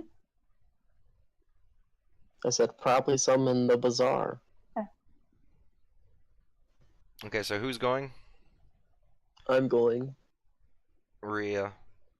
Conrad, are you going? I mean, he said that the festivities don't start till down, so. Well, they're gonna explore town a little bit. Okay, yeah, Kyle's just stay back. Okay. Yeah, I'm just gonna look for like a bookstore or anything like that. Jacques kind Just of trying to looks find at books. you two just trying to leave, and he's like, if you're going out, you should probably bring more with you. Yeah, Sin, you Alright. want to come? Walking in this heat? You can ride on my back. No. I was gonna say, I think we'll be fine. Honestly, We're not going to the other- Up there. Ruria, this place is different than Latesse. I'm not sure if you fully comprehend that. Like, what do you suggest? Like going out in groups of 5 just to go out for I'm a just saying small you shop? can't go by yourself without having. Three at least. Yeah. How about you two go together? I thought that was the plan. Yeah. Yeah, there's two going, and Jacques said there should probably be more. Oh, okay, so I thought you guys were planning on going separately, and I was like, oh, No. okay. No. All right. We just need one more person. All right, I'll get started then. Charles just begrudgingly get up. See, I should be hurt Alright. that you guys don't listen to me, but then I realized that you guys don't listen to anyone.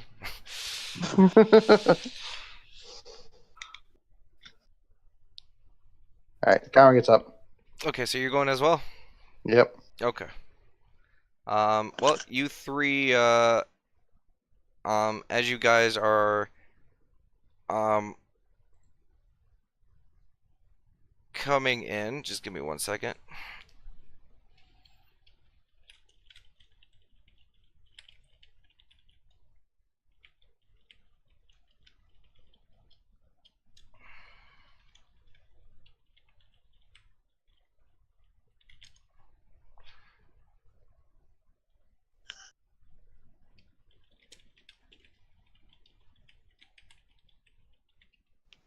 Sorry, background stuff.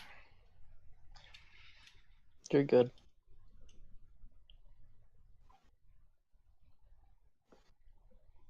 So let's hold the tone here. Yeah.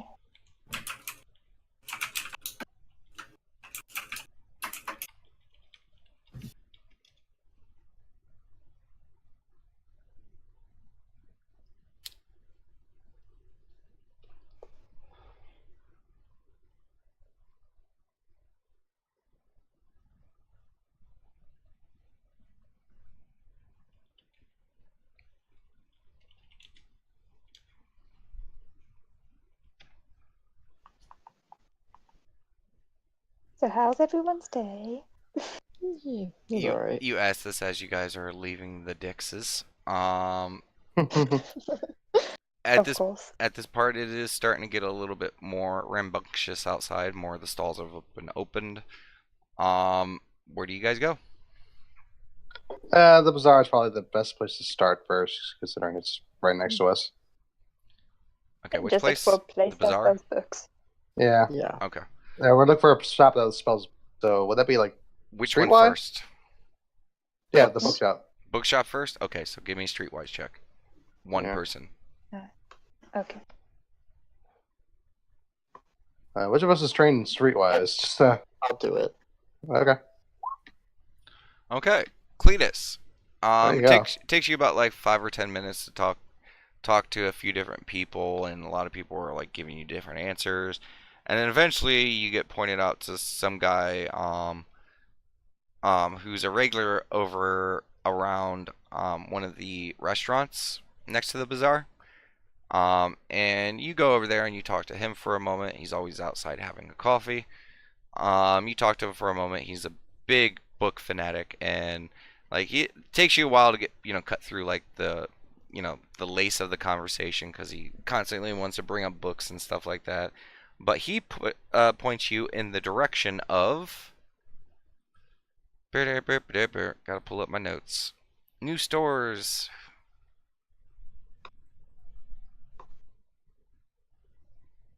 He is pointing you to Novel Idea.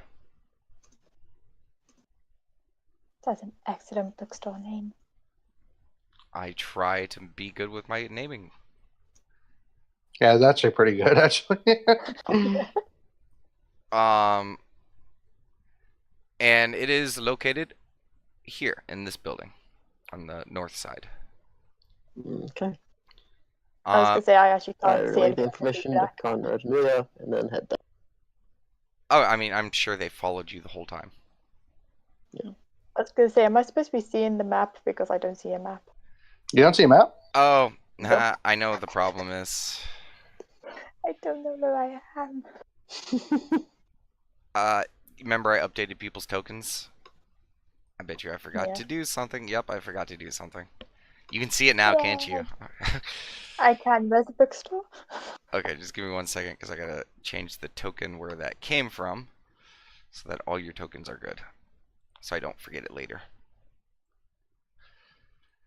Okay, so the bookstore is right here where Cletus is. That's good. Hello. No, I was gonna say it'd be weird if the person with essentially the best vision is just blind. Yeah. Okay. There, a lot of the buildings to the side of the bazaar. It's a few shops located in each of the buildings. You find the shop. In front of it is a large hanging sign with an open book with the title of the shop within the text of the book, Novel Idea.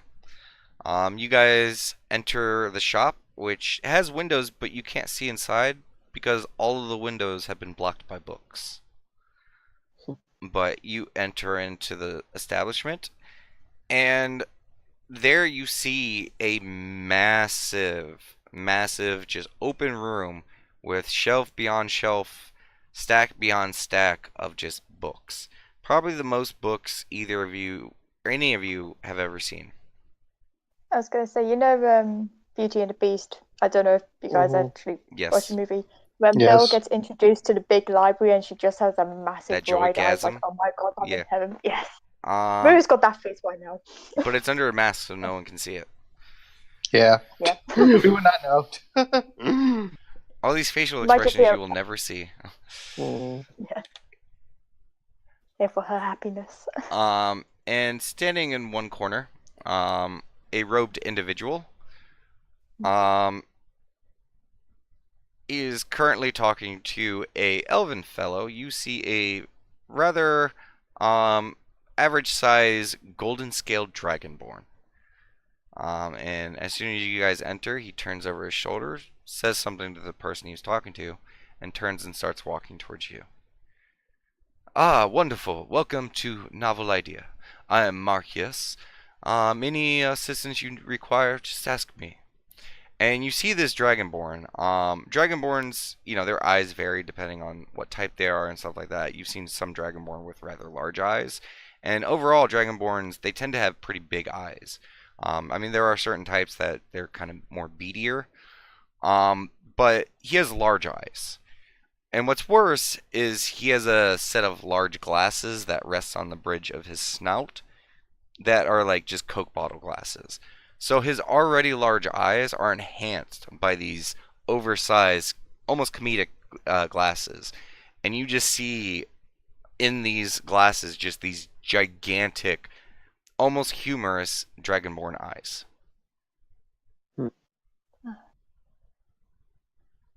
I must say, I love your collection already. It's just like looking around at all the books. You see a slight smile go across his face. Ah, that is wonderful. Are you looking for anything in particular? Yes, I'm looking for 2 books actually. Mainly some in the what's best to call it? Book describing symptoms of rare diseases and rare illnesses and such things. Okay. Do you want a book that focuses more on the mortal world or one of the various planes, or would you like one that's a little bit more all-encompassing? I must warn you, the all-encompassing one is quite a read and quite the coin. I'll say we'll stick for the mortal realm one for now. Okay. Sure, right this way. And he leads you over to a book section, and he kind of like doesn't touch them, but he kind of like with his dragonborn talon just kind of curses along through all the books, kind of scanning them all, and eventually he stops at one, pulls it off the shelf, and he's like, "Ah, here we go.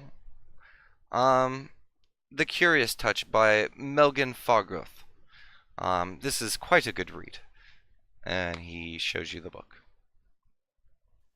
Because I'll have a quick flick through. Like, is it the author, a name that you would recognize, or You've never heard of this name before? Ah. It kind of starts off with like explorer notes and stuff like this. This is someone who, like in the forward, you quickly read that this, like you scan it through. Like this guy was basically a researcher who embedded himself with adventuring groups to travel across the mortal world, going from town to town, just trying to study the most rarest, weirdest things, and trying to kind of weed through kind of the old wives' tales when it comes to like diseases and illnesses and stuff like that. And so he decided to travel in all of his studies. Um, it sounds like he is a gnomish character with some of the words that he uses.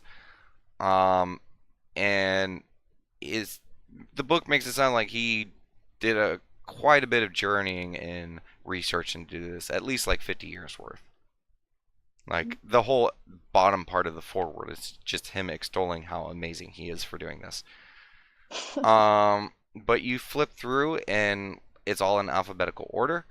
It's denoted by what he names the disease or illness as, or is what it's commonly known as. And then underneath its name, it lists off like the symptoms, where it's located at, remedies to it, things like that. And so yeah, it's gonna take you some time to go through this, but it's definitely is a good looking book.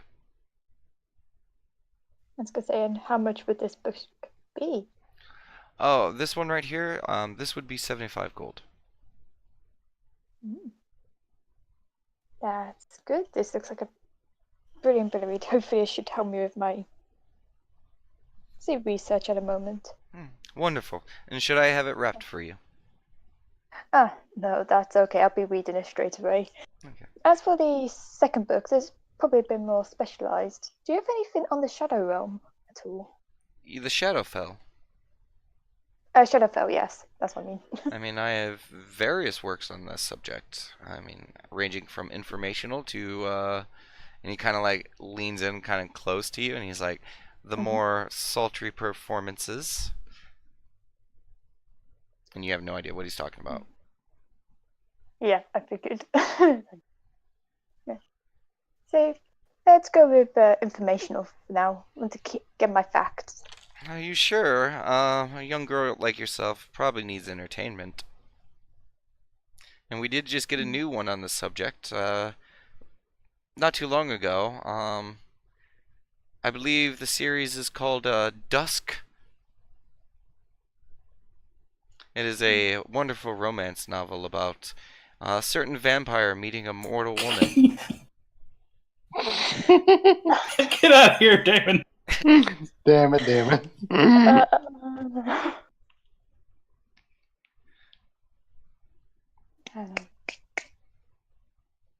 No, well, I'm taking a lesson from what Comrade did last week about rolling dice. Wait a moment.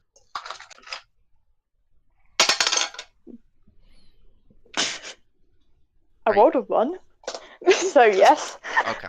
No, So let's you, see. so okay. Go ahead. No, I was just gonna say. I'll see how much coin we have left for that one. Definitely Understandable. sounds interesting. Well, if you're looking for information on this Shadowfell, there is one expertise in this subject matter.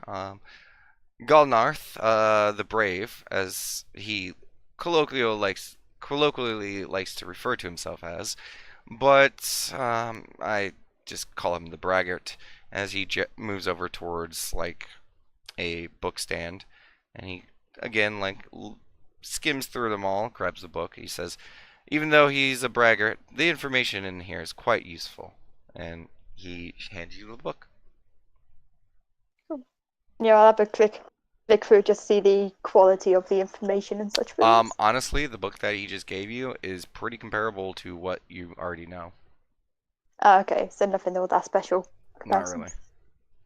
Mm-hmm. You gotta remember, outer plane information is a lot harder to come by than, Yeah. mortal plane stuff. Because most people who go to those other places are, die. Yeah, figured as much. No, I've read similar tomes to this before. But no, thank you for showing it to me. I'll just take the 2 books you've recommended for now. Okay. Oh, the other one. You would like to try the Dusk series. Yeah, I'll give that a read. Okay. Since you recommended it. Quick question, because I know he kind of leaned into Rhea for that part. Did Conrad or Cletus hear any of that? No. Okay, just wanted to double check that. I mean, I doubt you guys are following her every bit in the store. Doesn't seem like your guys' cup of tea. Not really, yeah. Okay. And he takes you over to the shelf, and there are quite a few of these copies out. They are all displayed and open. And it's kind of like on the back part of the room, and you actually have to pass a curtain to get there. And he shows you the table, and he picks up one of the copies that are still closed, and he's like, "Ugh, it is a wonderful read, though I have to say the twist was a little bizarre." I mean, it doesn't really ruin the story, but I think the author may have gone a little, let's just say, overboard with certain descriptions. Not in the lewd sense, obviously. I mean, it's quite quality in that regard. No, it's a weird detail the author decided to add. I mean, vampires are, they're well-known creatures in some parts, and it's just for some reason the author decided to make them sparkle for some reason. It's a very odd choice, and I still quite don't understand it. Yes, sparkling vampires, not something I've heard of. Oh dear, just please, just ignore that part, and the book gets a little better after that. And I must Okay, admit, the writing is pretty shallow in some places. A lot of scenes where the two main characters just kind of stare at each other. I'll be honest, I thumbed through those pages, but the rest of the book, oh, it's quality. No, I'll take your word for it. And that will be 5 gold for that one. Okay, so just to clarify, that was 80 gold in total? Yes. Yes, I. And he gestures you towards to leave the curtained area and back into the main area. And at the center of this store, there's like a three-sided counter system. And he walks over there and he sets the books down and takes your gold and slides the books over to you. Well, I'm sure I'll be back. There must be many books in this store that I haven't read as of yet. Of course, and we constantly get in new ones. Be sure to come back to the novel idea. I will do. I will do. Thank you very much. And she'll just like. He does like a slight Maybe flourishing bow towards you. I'll do a head nod. Like, are you okay, guys? And she'll just like look at them. Yeah. There's we're good. actually a book I was gonna look to see if he had. You walk up and Cletus is just banging his head against the wall. Nat has his bow drawn, like, with the shaft going towards his throat like a person, like, imitating to shoot himself in the head with a gun.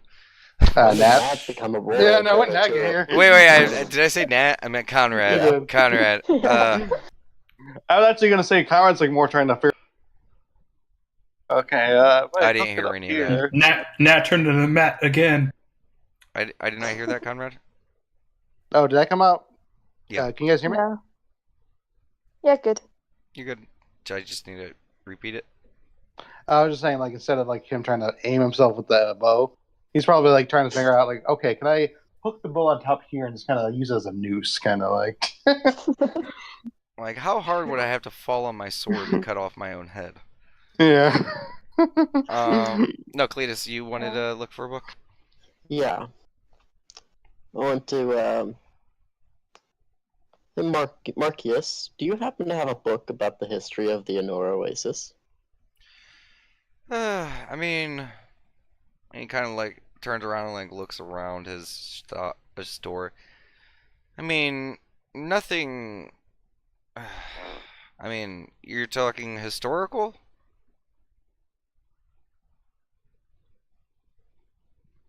Cletus? What was that? You mean something historical? Yeah.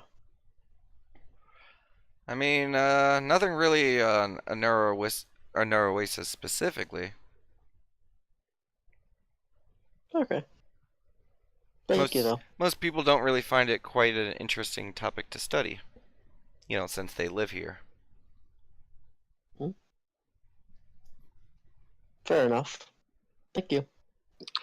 Actually, Karen will kind of go up to the guy and go like, so Marcus, Yes. what would be a good book to say kind of pass the time, in your opinion? Well, I'm not quite sure what the gentleman enjoys, but there are all sorts of books in my store. And as a purveyor of books, I can tell you they are a wonderful way to pass the time. I would just say like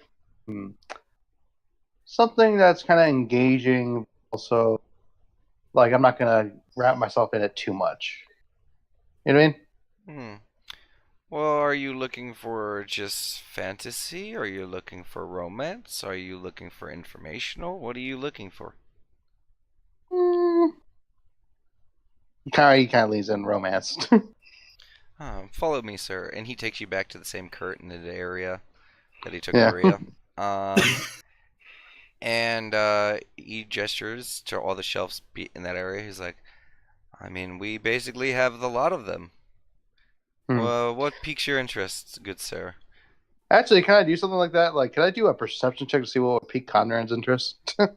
I mean, are you trying to say that you're gonna like look around and read all the book titles? I don't know, like just kind of There's like a a quick lot scan. of books. I'm not sure like how big is it? Like, is it like just It's books? this room is probably like 20 by 10 and like 10 foot tall of just books.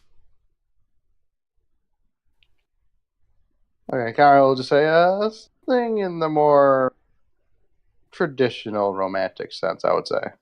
Well, I have this wonderful book that recently came to our lands, and he walks over to a shelf.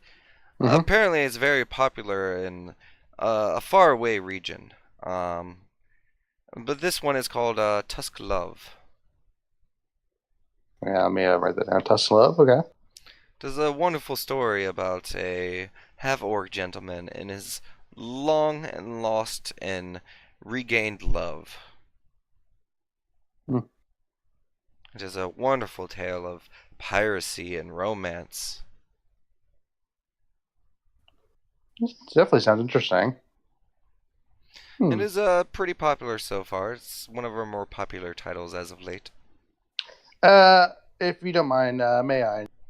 His hand open so you can take a look at the book. Of course, you may have a quick gander, but this is no library. Yeah, of course, yes. And Kara does that kind of forward thing. I'm just gonna check out how it looks. You do so. You flip through a page, and you just kind of just pick a spot and you start reading it, and it's like, and there Oscar stood there, as the maiden's cleavage hoisted in the air as she leapt up towards him, the wind blowing, and you're just like, oh, okay, I see where this is going. Kara like kind of closes it. Okay, that sounds good to me. That'll be 5 gold, sir. Sounds good. And I assume they kind of go to the checkout counter. Yep. Yep. He guides you back out there. Yep. You give him the gold, and he gives you the book. Yep. Okay. Kara's like, okay, well, I'm good. And then he kind guys of are gonna start tucks a the book book club. away. Next week on Low Initiative, the Onyx Circle's book club. Just Alright. like a few Onyx Circle members, the Brass Sultan, like King Thorin, and like just various people you guys have met, and you guys all just sitting in a circle talking about books. Mhm. Book of the Week club. Okay. Oh, Anyways, God. It blinds me how sparkling the vampires. I was gonna say I think Damon supposed to join him, but they hold the book like sideways, like he doesn't. I think Namasaries would pick the color book drawings. Demissaries. I mean, yeah. Okay. So what are you guys doing? So Kara's gonna walk out, and then you're like, so Iris next. No, still not time. Oh, okay. So Why don't we go look at the palace? Kara likes a little bit flabbergasted. Like, are we even allowed to even come I mean, close to that? we don't have to go in. We can just go look at it. Okay. I'll follow your lead. I don't know the layout of the area. All right, let's go. Either way. Okay. You guys head up to the palace. From the way you guys are going, you guys have to travel by the large smooth stone wall that surrounds it, and it is massive. And you notice on each of the towers and walking along it, you see various guards walking around there. And you notice that the guards around the palace, or at least so far that you see on the wall, seem dressed much nicer than the guards you've seen about town, even the ones at the gate. But you guys approach the front, and there, standing in front of the palace, you guys see a glorious fountain. Like, it is insanely huge how large this fountain is. Like, this fountain, it covers a space that would probably cover the Squawking Box. Almost. Damn. It is a massive fountain. In the center, you see a large statue of a humanoid male. Very large, imposing figure. Is Is it there just like one level fountain, or is it multiple levels? Oh, going up to the over by statue? the statue part, yeah, there's a few layers up there. Like the intricacy and the work in here is amazing. It looks kind of dwarvish mixed with elvish in nature. Like the craftsmanship is superb. Cool. Question: is there like a plaque or any kind of like kind of like how those fountains have like dedicated to You do not etc.? see Okay. and beyond the fountain, you guys can see a little bit more of the upper district as the houses over here look much nicer, and you notice that there is a heavier guard presence. Basically, in between the open areas of the gate, or over between the wall that lead to the palace, you just see standing at attention just a line of palace guards spread out Like in formation? not information, they're creating like a line, and they are all just standing there. They are Mhm. about like maybe 10 feet apart from each other. Okay, so I'm assuming that area. Cowards, like, because I assume we're kind of stopping when we see that. Oh, I figured you guys were stopping at the fountain. Yeah, yeah, Um, stopping Yeah. at the fountain. Yeah. I mean, you do see people passing and going past that line, and the guards are just standing there. I was gonna say we were just gonna be like drawing the fountain in her own journal type thing. Like, he must be someone important. And past the guards, you do see something rather interesting. Hmm. You see a large group of large animals being kind of corralled together. Do I recognize any of these animals? None that you have ever seen before. Is there any I've heard of potentially? Uh, Go ahead and give me a nature check. Yep.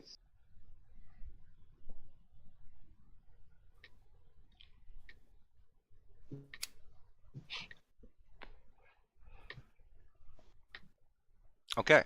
One of them is an elephant. Okay, 1 second. Ah, shit. I don't care. Alright, never mind. Elephant. Okay. One of them is a basilisk, a rather large basilisk. Okay. And the other one is a creature you have never seen or heard of, and the best way I could describe it is a reptilian camel. Yeah, I would never have thought of anything like that. Yeah. It is literally, it's shaped like a camel. It has the humps and everything, but instead of fur and stuff, it has more lizard-like appearance. It has scales and hide. It is very odd looking. And standing, next to these animals, you see this person who seems to be, they are stroking the side of one of them, like Hmm. as to, almost calm the creatures down.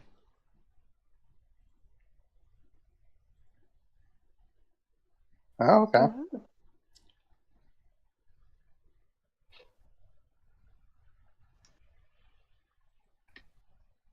Hmm. And is she Quick like? question. Does it look? Sorry. Go ahead. Sorry, I was just gonna say, with the archer and the canine on her shoulder, is it a dead canine or a live canine? Just out of curiosity. Was that? Oh, I just want to know whether the canine on her shoulder was that just like a scarf type thing, or was it like an actual It live? looks dead. Okay, just want to check. Oh. And they seem to be, she seems to be calming one of the animals down, who seems to have been kind of like moving around and making a little bit of a scene. And then leading, kind of helping leading these animals. All these animals have like, they're either chained up or they're, like harnessed in some way. And holding onto the ropes of all of these harnesses is this individual. He does not have any of the armor or weapons you see in the picture. He has his leg stuff on, but above that, there's nothing.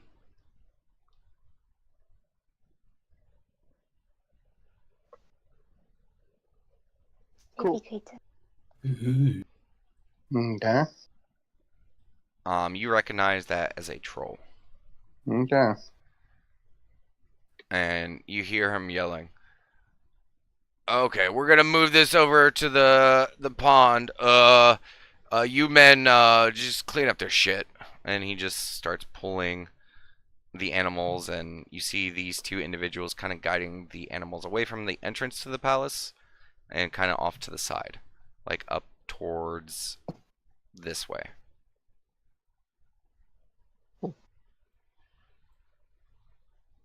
So yeah, Are just there, what were you are gonna there say? coins in the fountain? Yes, there are coins in the fountain. Oh, cool. Cletus is going to try to flip a gold up into the highest level. Okay, give me a strength check. Strength. Okay.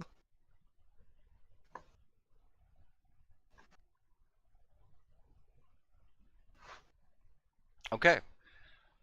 You toss it, and it looks like it's going just a little too hard.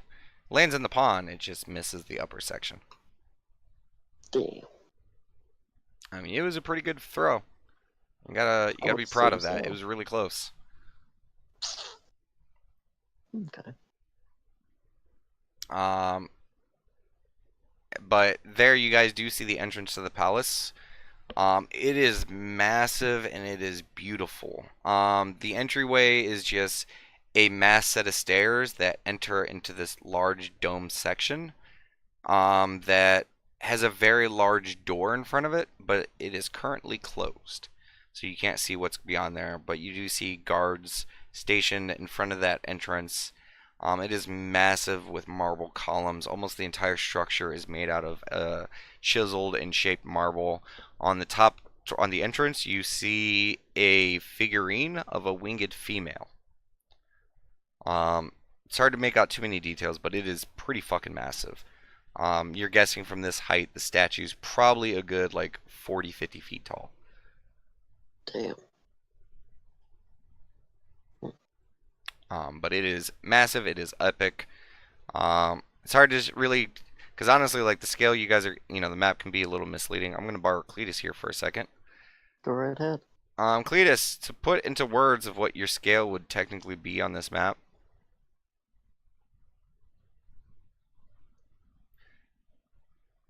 Okay. Wow. Awesome. I can't make it any smaller. Cletus is smaller than that on this map. That's impressive. Okay. I know these maps can kind of make the cities seem a little weird because, the scaling's off compared to your characters and stuff. But remember, like, these are big cities. And so some of these things that you guys are seeing are massive. Yeah. Don't let the map fool you. But there you guys are, standing in front of the palace. I wonder if we can go look at the pond. Um, Probably not. I'm assuming not as well. Could always ask. I'd rather not. Probably- Probably Probably not. Alright, fair enough. This is an incredible freaking palace, though. This thing's giant. Not It quite, is an amazing not quite sight. to the scale of Celestia, but honestly, besides Celestia, this is probably the best palace you've ever seen. Mm-hmm. And it's odd, as you guys are this close to the palace, it doesn't just smell kind of like dirty and nasty like a lot of an Oasis you've been used to, especially staying around Dick's. It almost smells like the sea over here. It's a very fresh air and breeze coming through here. It's quite lovely. And there's like subtle hints of like exotic flower in the air as well. Cool. Nice. Oh, and in front of the palace, you see these very large brass tapestries that are currently just blowing in the breeze.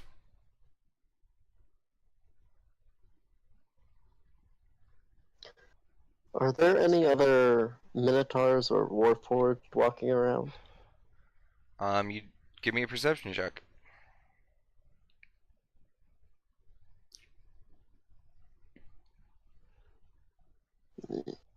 I mean, you've seen like a Warforged and a Minotaur since you've been here. Okay. The Warforged was working in the bazaar, not at a shop. It seemed to be, like a personal mover. And the Minotaur was passed out one evening at Dick's. Okay. Just curious. I mean, you've seen him, Or just just not to open it out. It's just gonna like poke Cletus like on the shoulder. Just be like, poke. Try to get your attention. It's like, hey, you said the magic shop's alright to go to, yes? Yeah, we already went there. Good. Do you mind showing me the way to the magic shop? But want to have a private word with the shop owner, so to speak. Yeah, we could take you there just for safety, and then you could speak with them alone. Yeah. I understand you guys might be. Few bored. warnings about him. One, don't. He's pretty much strictly business. Just try to keep it to that.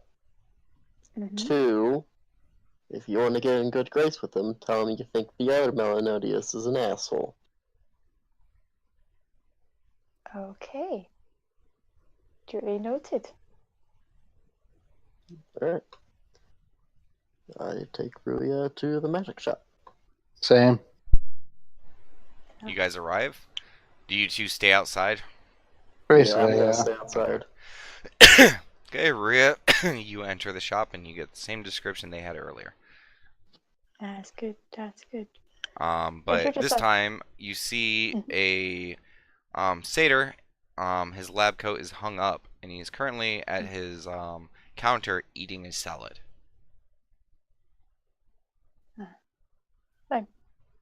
Sorry to disturb you. Are you free? Yeah, just don't mind the meal. What can I help you with? As he's like trying to shovel one last little bite in. That's fine. She's gonna take a quick look around to make sure the other two didn't follow. No, it's Sorry. just you in the shop. That's good. That's good. Yeah. I have some inquiries about what did the guys call it? Hieromancy. Do you have any knowledge in regards to that at all? Hemomancy. Well, it's not an art I've, studied too much. I am aware of it. It's the teachings for hemomancy are kind of rare, and you have to have a certain knack for it. Figured that might be the case. Why? Just What makes you ask about it? Uh. He has an eyebrow raised, kind of inquisitive.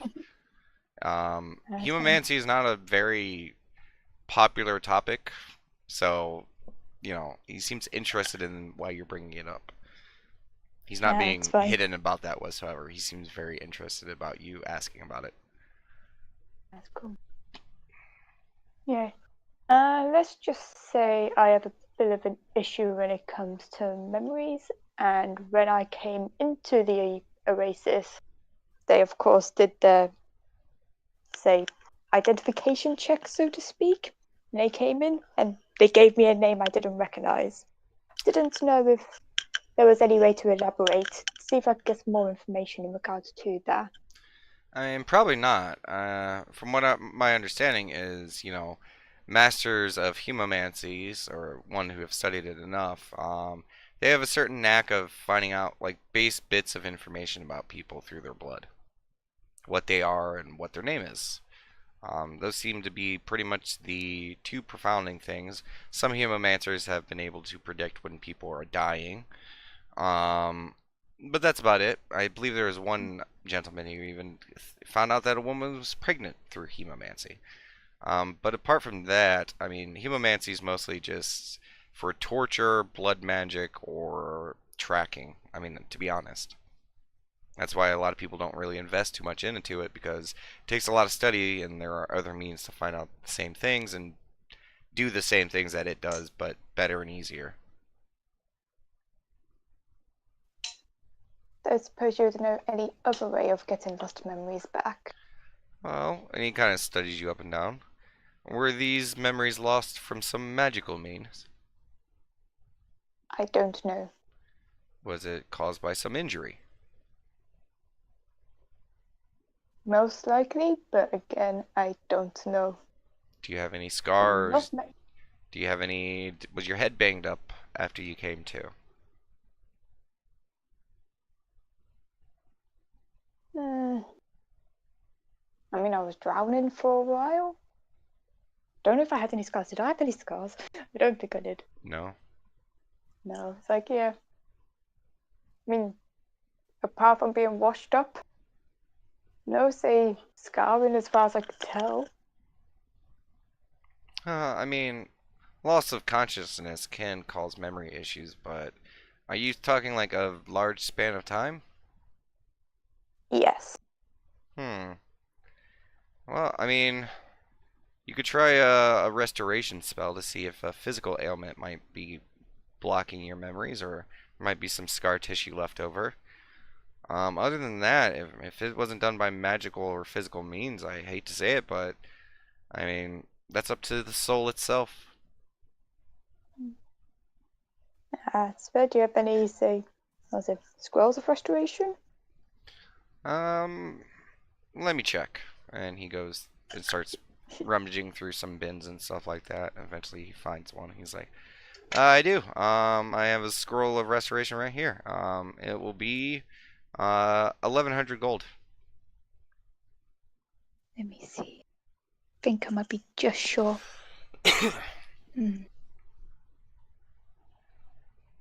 Oh yeah, just short. Damn it. Query. Just seeing if I've got anything. Just to let you guys know what this looks like in RP terms is she's rummaging through all of her shit right now. Yeah. That's what I assume so, yeah. She's just rummaging. It's like, what can I sell? Like, I'm a little bit short, not by much, but just a bit. Do you tell If him you would this? take this and oh yeah, I'll tell him this, and she's like, as she's doing this, she's like giving him all the gold which she's got. How Just to put in short are perspective. you? It's 74 gold. But I do have some, say, vials of poison. I don't know if that'd be useful for your components, so to speak. I mean, I have no need for this poison, so whether you could use something. Well, let me see what you got.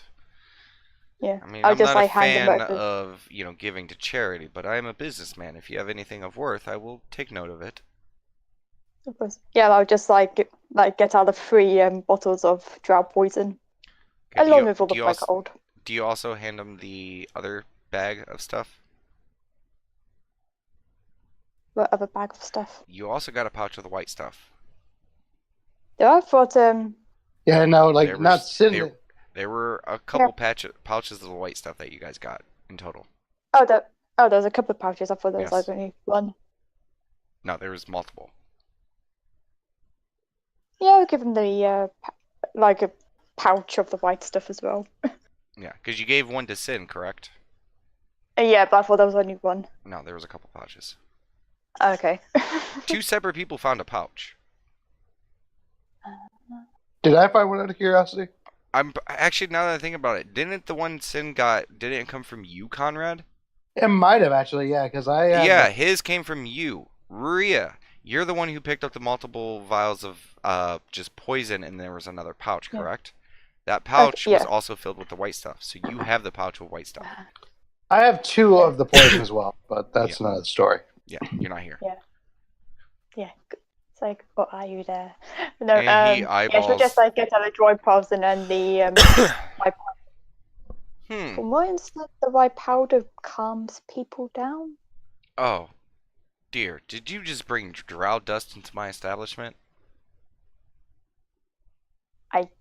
Must admit, I don't know what this is, This is drow dust. but I did find. I assumed you knew what this was because, and he gestures towards you. No. Ooh. Okay. That was my I'm not wrong. from That was a here. wrong assumption of mine. This, my lady, is drow dust. This is what the Okay. drow and Bator use to keep their slaves under management. That would explain the situation of how he found it. Yes. Extended use can cause debilitating effects, addiction. I mean, there's a whole myriad of issues when it comes to this stuff, especially if it's not refined properly. This stuff, it's special. You can only find it here in Elois. And I don't know where they get it from. And the drow tend to keep it under reserves. So, what I am willing to do is if you give me this drow dust, I will give you the scroll plus 500 gold, and we never discuss this again. I'll Yeah. pretend you never came Brings in this store. I don't even know who you are. I should just like shake his hand. And he reaches out his hand and shakes it, and he takes 500 of your gold in the drow dust. And he looks at the poisons and he just leaves them on the counter. He seems rather excited about this drow dust, and he hands you the scroll. That's fine by me. I was gonna say if he's not taking the drug poison, I'll just put it back. All good. Nope. And he just takes up the pouch and he almost like holds it almost like a prize with two hands as he gently sets it on the counter behind him. And then he turns around. Is there any other matter you would like to discuss? Oh no, that's good. Thank you for your help. He nods. Have a wonderful day and be sure to return. Shall do. Shall do. I Rui, should just walk out. out of character, Rui is a cutthroat, a very shrewd trader. Sorry. Why do you think I had that much gold? Not Fair buying enough, much. But now you Alright. have more gold, so yay! Yeah. But that's a 500 additional or 500 lost. Just No, it's additional. was it? Yeah, he traded you the dust for the scroll and 500 gold. Ah, okay. Yeah, Yeah, Don't so remember. you got a scroll of drugs 500 are- gold. Jesus. them drugs were worth a lot of money. Yeah. Also, yeah, you basically put a stack of drugs on the table and say, hey, you want to buy this? Kids don't do drugs. This is D&D. Yeah. But no, that's good. That's good. Mm-hmm. I should Yeah. just like walk out. All happy. Hey, Rui, get what you need? Oh, you want it? Possibly. Possibly. Really? Come on. You could tell us. Dink dink. You don't tell us what it was. You can just tell us if you got it or not. I mean, I got something. I don't know whether it'll work or not, but I got something. Cool. All right. Do you guys want to head back then?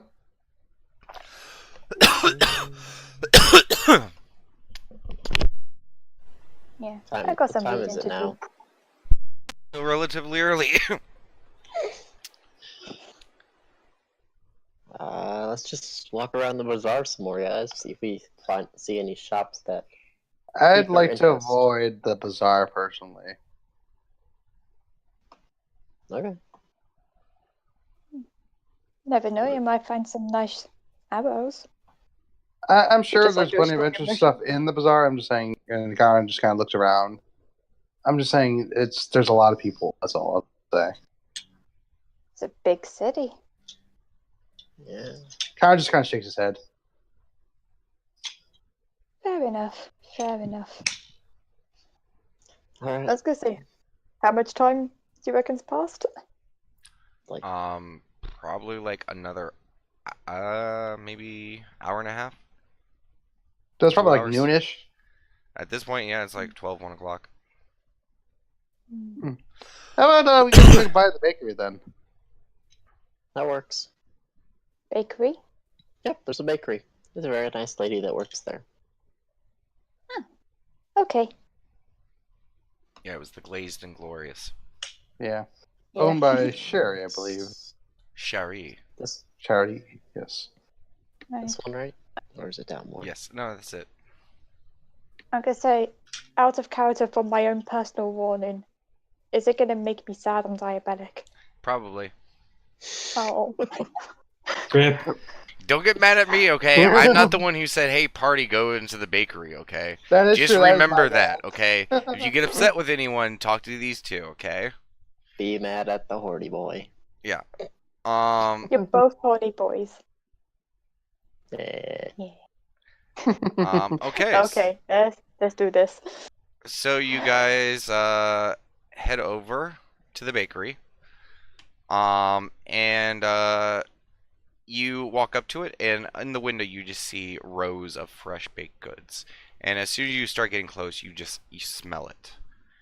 Oh god, the aroma's coming off of this place. It's like walking up to a goddamn literal cake factory. I'm not even gonna go into detail. I will limit the details. Okay. Yeah, limit the details You for guys go all into of the us. bakery, okay? You guys You can enter. type out the details, then we just like hold my pancreas in pain. Yeah, you guys walk in, and there are a few. There are like two women, both surrounded by. One woman has one child, the other one has two, and they are standing in front of a counter where you see a um kind of middle-aged halfling woman standing behind the counter taking orders and helping people out. As we walk in, I wave to Sherry. You do not see her. Oh, she's not there. Mm-mm. And the women get helped. The kids are all happy, and the one woman stays to split the treats with her children. There are a few tables in this place. The other woman takes her child and leaves, and the counter is free. And so is it kind of like that, like those bakeries where it has like that little like aisle of stuff where it's like, look at what you want and then you pick it? Oh, there are lots of shelves, tables, and things like that that have various things. Gorgeous Okay. cakes, cupcakes, cookies, like you name it, it exists here. Okay. And there are some Out of bizarre ones curiosity, too. There is a shelf that looks to have little muffins that seem to have little nuggets of glowing energy coming from them. Gold cupcakes. The forever Oh no muffin. no, not shining like metal, okay. like energy, Okay. like magical glowing something. Can I have your pancreas? I'm not even giving any details. You said cupcake. I know, but You I almost had said this like magical whole cupcakes. I had this whole like imagery picked out in my head, and I was gonna go into like great lengths to describe all the different morsels you saw. I cut it all out. Okay, so let's just continue. Okay. Let's get this ordeal over with. Carol will go up to the counter. Good morning. Or, yeah, sorry. Hello. Now, how can I help you, laddie? And she's just she's middle-aged, but she has an air of like kind of even olderness to her. Mm-hmm. Like she looks like she's seen some shit. Okay. Do you have like a croissant by chance? Oh, of course.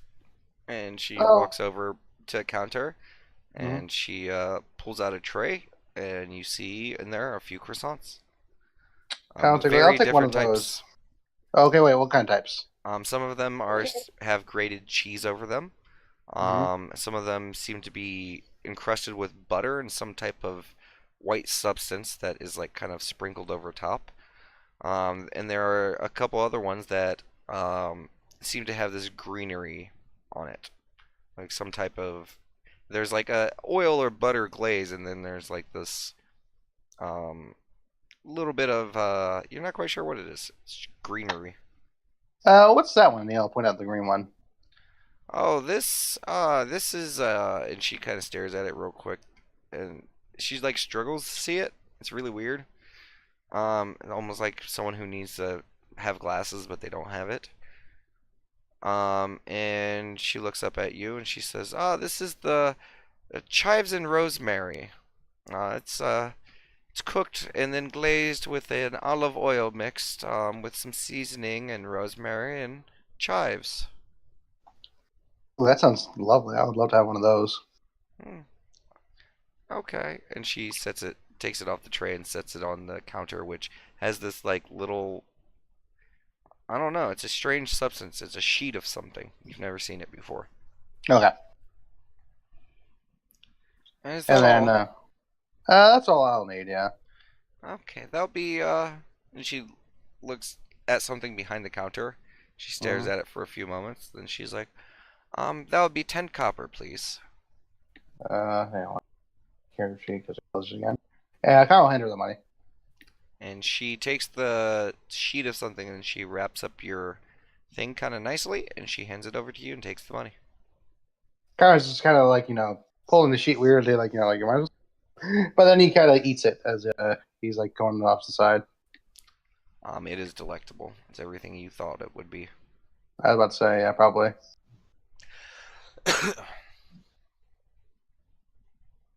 Cletus. Cletus. You really Yeah. hate your new life right about now. Yeah, I know. They don't know Ruria, do yet. you want anything? Remember, Maria does not have diabetes. Yeah. Yeah. Live Which is why I vicariously don't- to her. I'm going by my sweet tooth at the moment, and I know what I'm looking for. Okay, so what are you looking for? Do you know of a Belgian bun? Just bun, Yes. raisin covered, icing, cherry on Yes. top. I'm looking for one of those.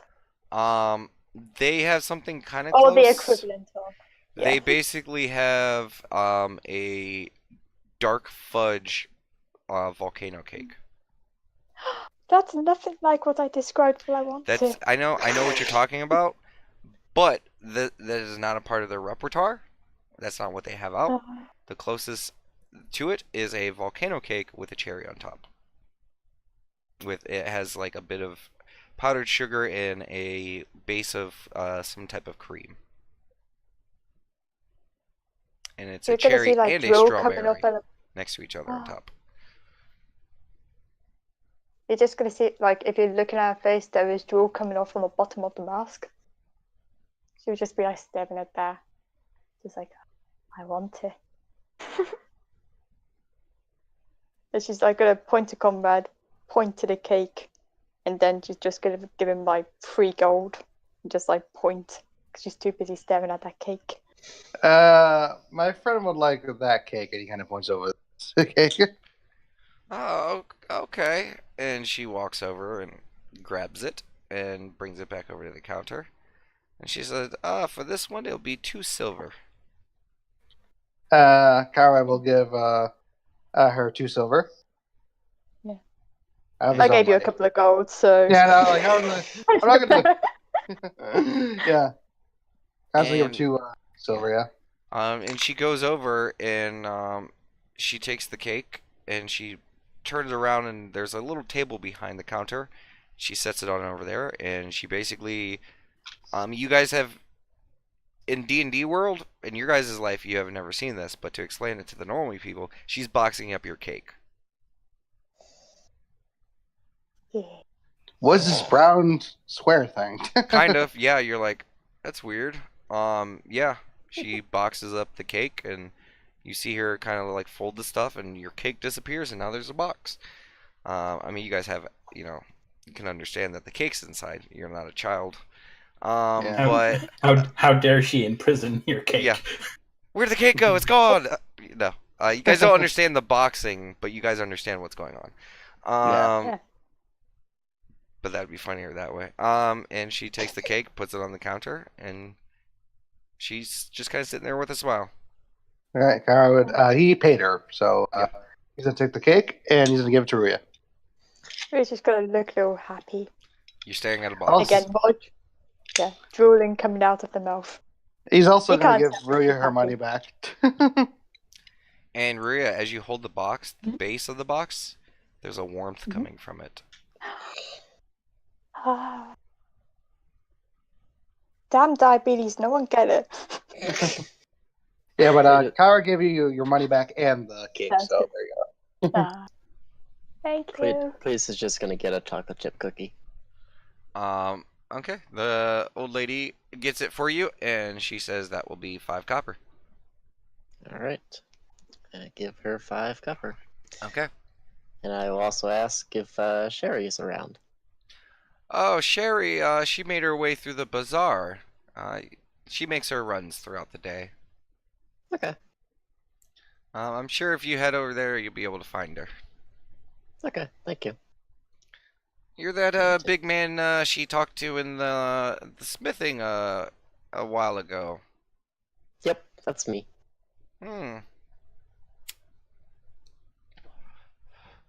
She's right. You are big. And she's just kind of Just like a tad. adjusting her eyes to try to like see you.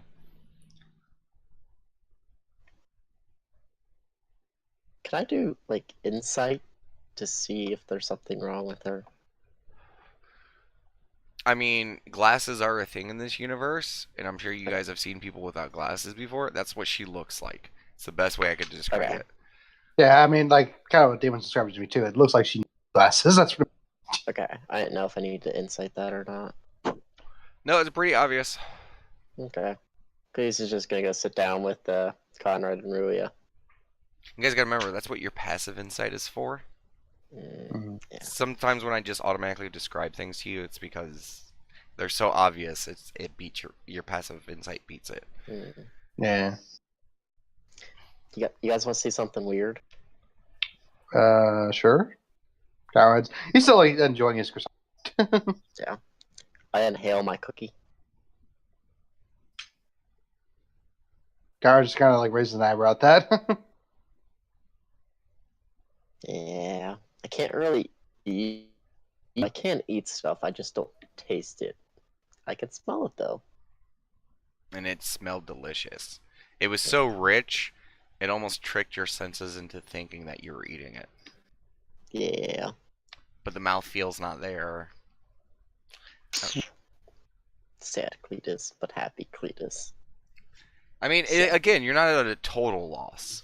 You still I know. get the sensory input, and since you know what happened, you know, you're still enjoying it.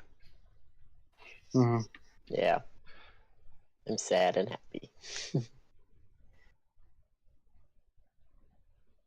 So you guys just sit in the store and munch away at your food? Yes. Okay, and I'm gonna eat like half of it and keep half of it spare for later. give me a wisdom check. I want to see if you can willpower to save half of this. The cake is too powerful. I'm sorry, I know you and your character too well. Yeah. Player me just automatic fail. Automatic. Yeah, I'm giving your character a chance in this way. Wisdom you wanna. Yeah.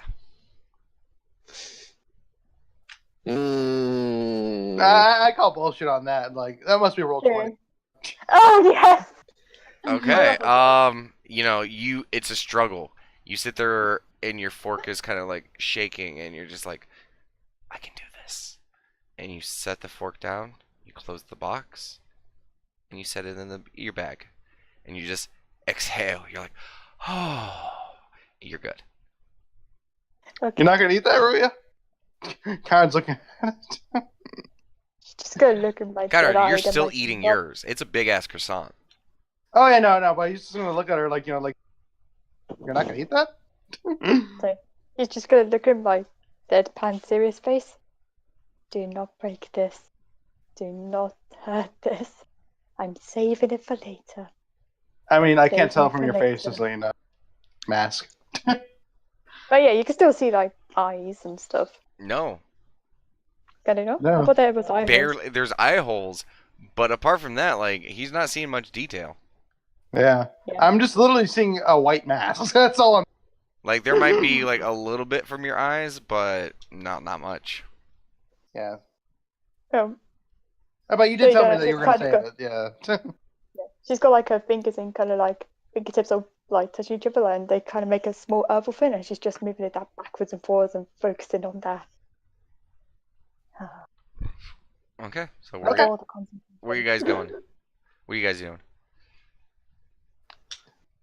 Oh, well, I assume we're kind of munching down. Actually, do you want to? Take a quick break? Yep, we're going to do that Yeah. right now. Perfect. Yeah. Okay. Cool. Be back in 10 minutes. I'm just gonna cry for 10 minutes. Don't cry. Come on, you're going to make me feel bad. To be fair, it was Okay. my fault. I suggested the bakery. No. So. No. A Belgian bun is different from a I freaking volcano understand cake. that. There I'm is telling no you, difference. The only same thing is that there is a tiny bit of red fruit on top. I get that, but it's a high sugar, just very rich product that is moist, sometimes gooey, and you wanted the fruit on top. Do you understand how I could make that connection? For a diabetic like reference, there's a difference between a sweet coma and a sweet death. Okay, I was going for the sweet coma. okay, well, you That got the was a- sweet death, Yeah. which honestly you probably enjoyed more. Oh yeah, of course I did. Yeah. Let's face it. Of So course I honestly, did. are It you just really hurts more. complaining about it? Like me Look, as a person, I understand the difference between the two. I'm just saying what they had that was probably your best, like I knew you were going for extreme sugar and you wanted fruit on top. That volcano cake definitely had it. Warrior's not complaining. I'm complaining at myself. That is actually the second sweetest thing they offer at that store. Don't say that. The first sweetest is their customer care. Is that a slogan? I don't know. Guess you'll have to find out. I mean, Cletus knows all about the glazed and glorious. I really want some cake. Yeah, I'm gonna continue to try to tone down my description of the food. Like, I don't want to beat a dead horse. We get it that I can describe good food. I just need to try to figure out ways to describe it without... Like, I need to increase my vernacular to brief describe things. You should do what I do in a different campaign I'm doing. I'll play a chef that only cooks fish meals, like just different type of fish meals. I'll just like post a picture on the Discord of delicious fish meals. Like, tonight you are having this. Yeah, but that can slow the game down. Especially when I'm describing 4 different, things. As are you prepared? There's a lot of food items I know about and I've eaten. I just don't always know their names. So that's where the struggle comes in. I'm like, what do I call it? Well, I can't call it anything, so I'll just describe what's in it. I'm back.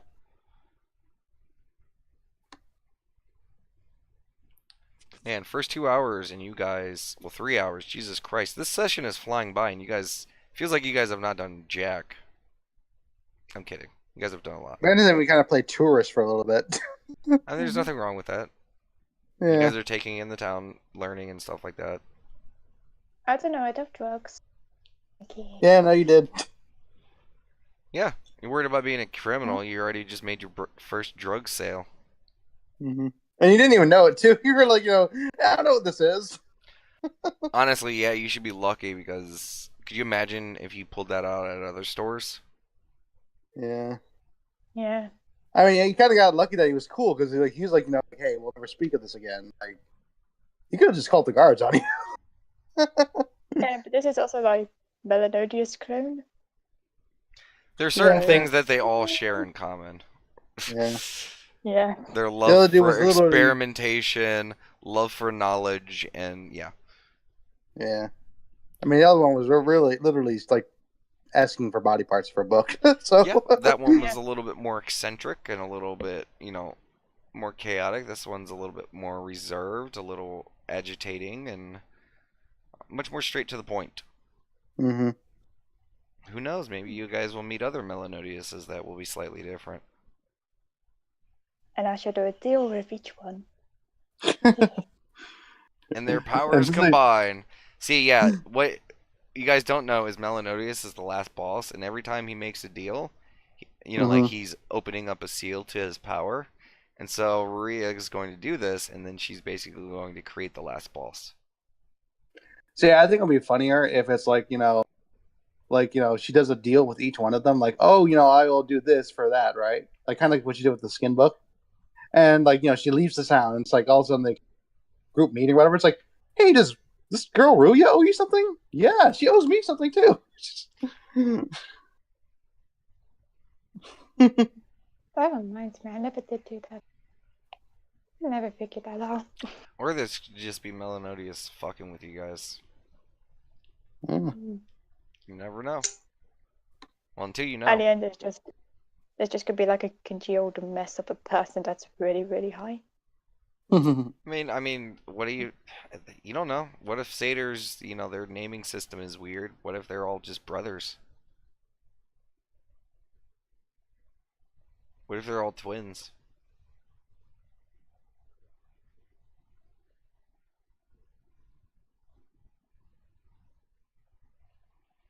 I'm not sure what's worse, a village full of Melanotices that don't know it, that aren't related, they just have the same name, or like just a band of brothers all call the same name.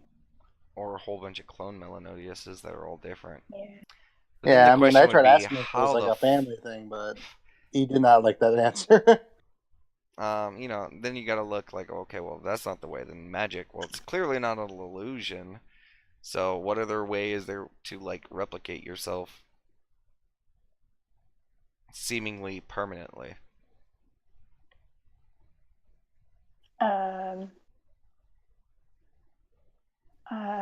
There was actually a fin. There's something fin. Uh-oh, she might have figured it out. I don't know if it's a fin, but isn't there like a spell which mirror self or something like that? Mirror image? Mirror image. That's a permanent mirror image. Oh, I mean, mirror image is not physical. Good point. Good I'm point. back. I think I know what you're talking about. Are you wondering about Snaculum? I don't know that one. Oh, you watch Critical Role, don't you? Yeah, but I can't remember names. Oh, you don't remember a character who Yeah, I know the character type of fin. If you're speaking about that character. the one that owns the store? Yeah, Yeah. I know that one. Yeah, that. What does he use? I can't remember. Snaculum. I guess the bigger Something question is, do permanently. Snaculums exist in 4E?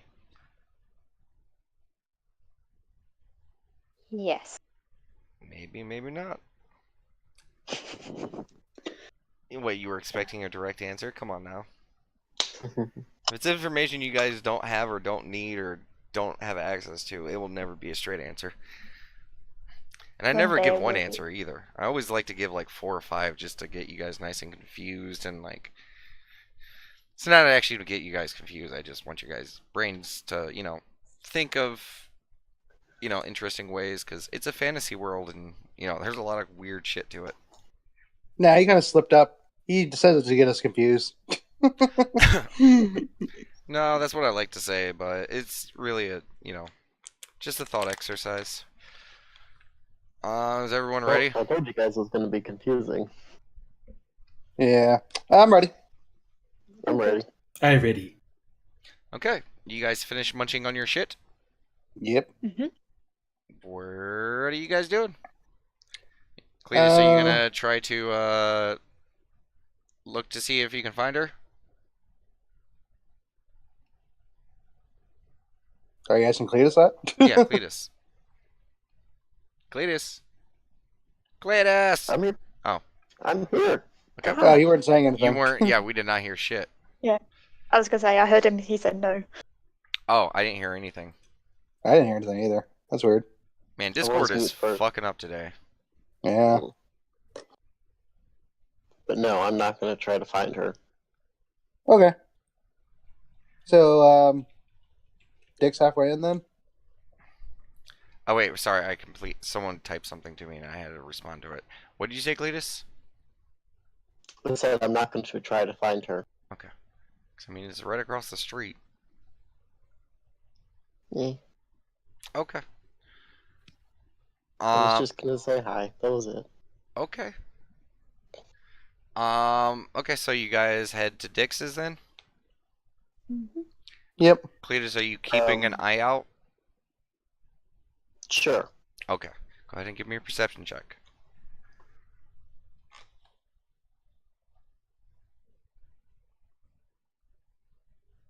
Oh, wow. Oh, wow. Shit. Yeah, that's good. As you walk out of the shop, you look at the bazaar and you kind of scan it up and down, and it's a cacophony of people. But over in one section, against kind of like a divide area where there's like 2 stalls back to back, one of the stalls seems to have gathered a pretty okay sized crowd. There's like 5 or 6 people in front of this place. And there's a few people lined up, and one of them is Sherry. Magic Cletus was like, scanning. Yeah. Scanning. Target found. Scanning, located. It does that like green outline around the person, like blink, blink, blink, blink. Target located. Very Terminator-esque. What do you? Sherry's over there. Sherry's over there, guys. Do you mind if I go introduce you? Sure. Why not? Okay. And I walk over to Sherry. Okay. You guys go through the bazaar. You guys gotta weed through some people. But eventually, you guys make your way over to her, and she's standing there with a basket. And as you guys approach, a little kid goes and runs up to Sherry and starts tugging on her dress. And you watch as Sherry smiles, looks over at the kid, pats the child on the head a couple times. It's a young boy. And then reaches in her basket, which has like a cloth draped over it, and she reaches inside and pulls out a little mini cupcake and just hands it to the boy. And he grabs it and smiles and goes to dash off. And as soon as he passes her, you can see like this kid is wearing nothing but tatters. Like he definitely seems to be like a street urchin of some type.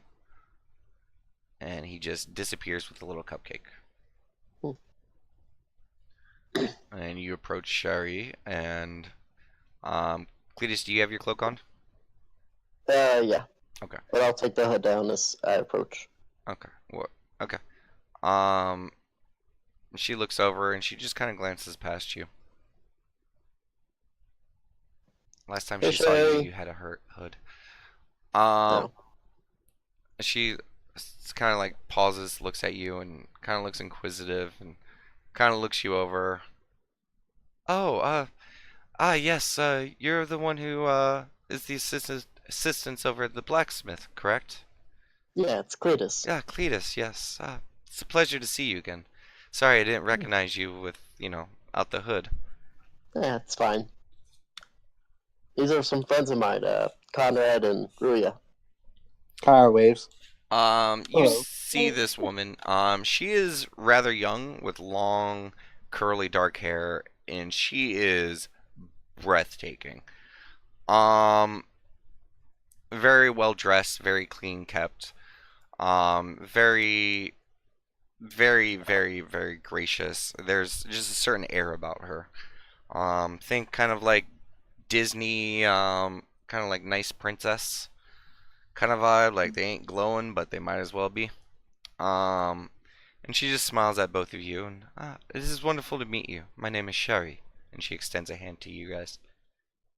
Yeah, I was gonna say, what a race was she? Okay, She's so- human. Yeah, okay. Kara will shake her hand. Yeah, shakes hands. They're new to the Oasis, and I was kind of showing them around. We actually just stopped by your shop and ate some goods. Was it glorious? And she kind of It does was a very quick good. giggle to herself. It was very delicious. I haven't seen so many beautiful foods. That's wonderful to hear. I try to provide an atmosphere that is pleasant to both the eyes and the stomach. I'm glad that you enjoyed what we offer. And I appreciate your patronage, and I do hope you stop by again. Not a problem. Oh, I will see you later. Okay. And she kind of like, you see the line in front of her, like lurch forward. And you guys look over as this line kind of moves, as since you guys are kind of looking at her. And off in the corner of your eyes, you guys see a very familiar scene. Well, two of you guys recognize this. Well, let me get an intelligence check from both of you guys. Cletus and Conrad? Yeah, because you guys see an old woman at a tent. 1 second. Very old woman that you Okay. you think you might recognize. Probably not.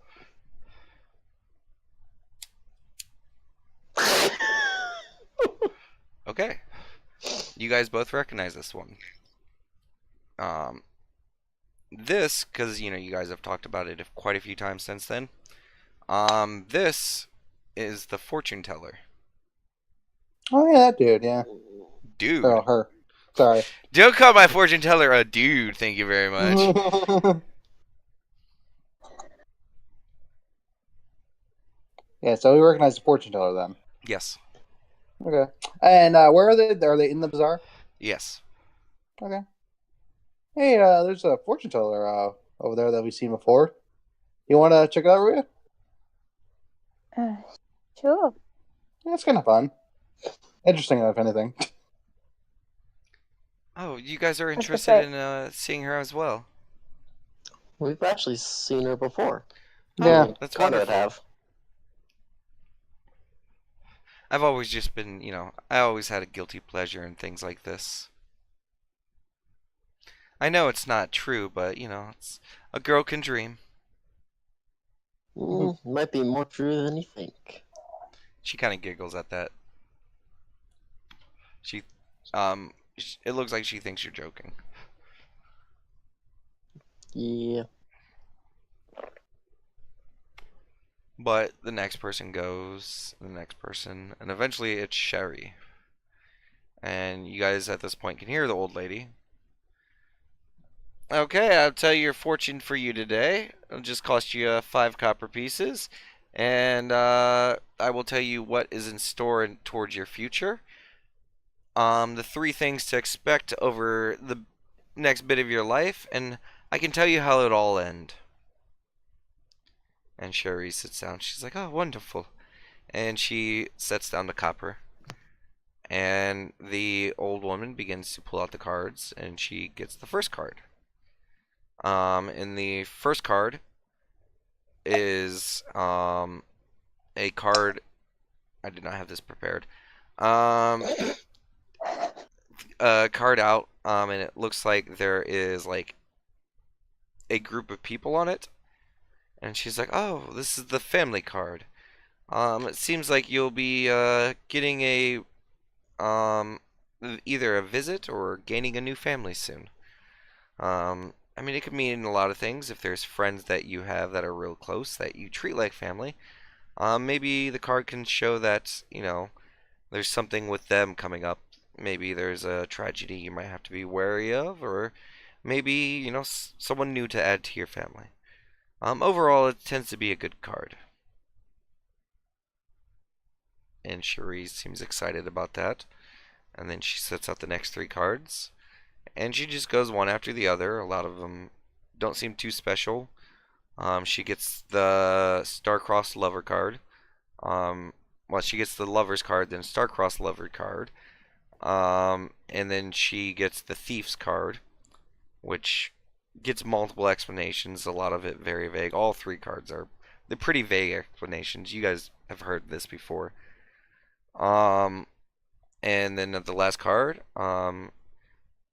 it's the World Tree card. She says, it will end with you creating a long-standing dynasty of family and, closeness. Your name and title will live long all throughout the time. And Sherry kind of giggles at this, and she says, "Thank you, wonderful." And she stands up, and she looks towards you, Cletus. "Well, I do have to return. I did stay out longer than expected. I do hope to see you around." If you're talking, Cletus, I can't hear you. Yeah, I know. I hasn't realized it. Return? Where are you returning to? Oh, the shop. Where's your shop at? Bakery person, I think. The bakery. Yeah. Sherry Yeah, is Oh, saying. Sherry. Okay. I thought the I was fortune teller was saying that. I was really confused for a second. Well, I even said, like, Sherry stands up and she looks at you, Cletus, and she said that. Okay. God, you My guys bad. just. So, what do you say to Sherry? I say, okay, have a nice day. She does like a light curtsy. She says, "Same to you." And she turns and starts walking towards the shop. And she takes about like 20 paces and she stops and looks over her shoulders at, your group, and she continues on. Cool. Well, Maria, you want to go?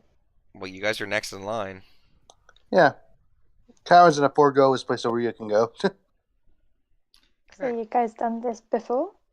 I've done it before. And, Okay. And she'll just like go in or whatever. Okay, you walk up to the stall. And she looks at you and she says, I'm sorry, lass, but you're gonna have to take that off if you want to have this fortune done. Okay, it does so. You take off your mask. Mm-hmm. Oh, lovely girl. Okay. What I'm going to tell you is something to expect in your near future. 3 things to expect on your journey upcoming, and I can tell you how it'll all end. And she pulls out the first Okay. card. Mm-hmm. The first card is betrayal. Okie dokie. Okay. She says, "Oh, well, this could mean a few things. Maybe your idea is betrayed, or a certain viewpoint, or maybe someone you have close in your life might betray you, or maybe you betray your own goals. It could mean many things, not all negative. Just know that it definitely signs a challenge in your near future." And then she draws the next card. And oh, here we have the dragon card. That can insinuate passion and other things, or, if you're an adventuring type, you might run yourself into a dragon. She kind of giggles at that. Then she draws the next card, Burn. and it's the death card. And she pauses. Okay. The normal kind of like facade kind of drops, and she gets very serious.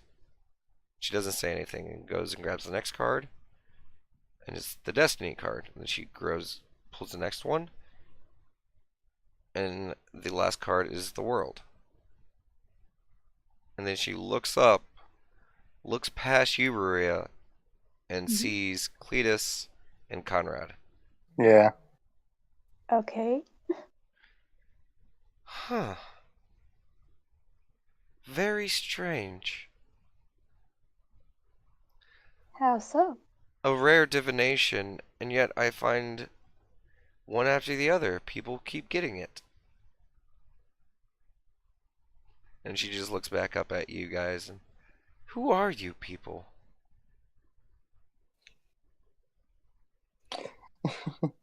Conrad just kind of like, shakes like, that is strange. Just he's just gonna like look back at him and like, just Yeah. people. I think. Her eyes just kind of narrow at you all, and she takes the copper. Cards must be ruined. I think I need to close up for the day. Good day. And she just closes her blinds. She's doing that again? Yeah, she is. Okay. Interesting. And the guy was like, okay. That was Sorry, interesting. how much copper was that? It's 5 copper. Okay.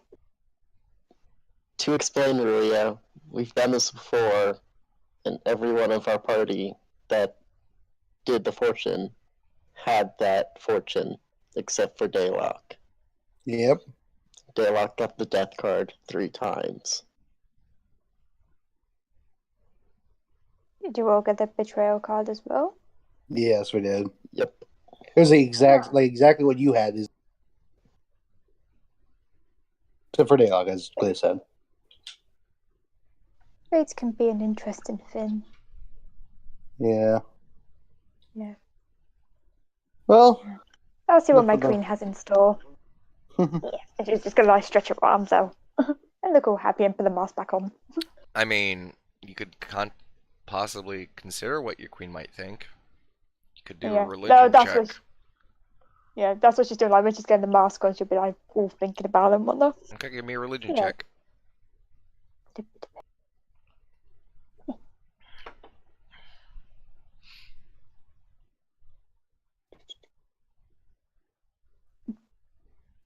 Come on, Okay. I'm gonna try it. Luckily you've been studying this matter quite a bit lately, especially since you had the bone ritual added to your book. You've had to learn more about divination magic.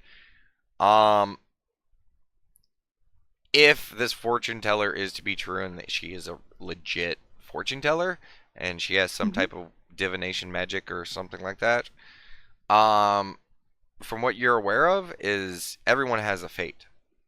No other person's fate is the same as someone else's. Huh. the fact that, yeah, she's basically saying that it's true that that shouldn't have happened. Kind of. Hmm. Interesting. Very. Interesting. Oh, do you explain that to them? Oh, no. Okay, then Conrad, nothing's interesting. Oh yeah, no. It's very for no reason. Yeah. You just hear Maria say interesting, but it's like, what's interesting? Conrad's just staring at like a magpie just flying through the air, like just. Cletus is still watching as Sherry walks away. I am not. Okay, Cletus, roll me a wisdom check. Oh god.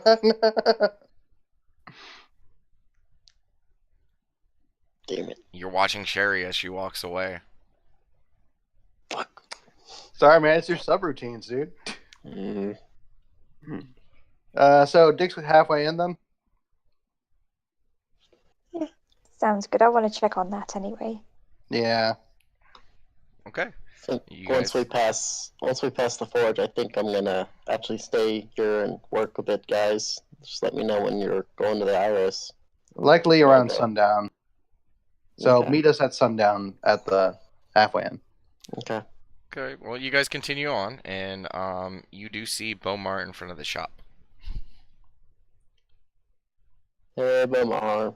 He's hammering away, and he's at the forge. And he pauses like mid after a strike, goes to strike again, but you call him, and he's like, oh, hey lad, oh, it's all of you guys, and ting, ting. Can I help you guys with anything? Ting. No, we're just dropping off Cletus here. Oh, what are you dropping him off for? We don't want him. Ding. That's not very nice. Top Alright, 10 lad, but anime it's the betrayals. truth. Ding. So wait, what is he hammering again? He's just forging. Okay, I was.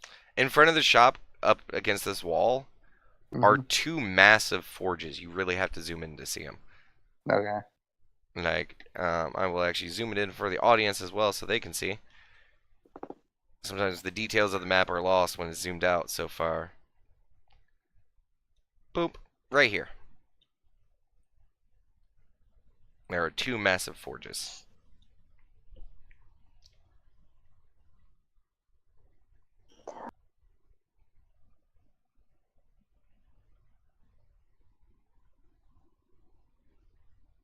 Okay.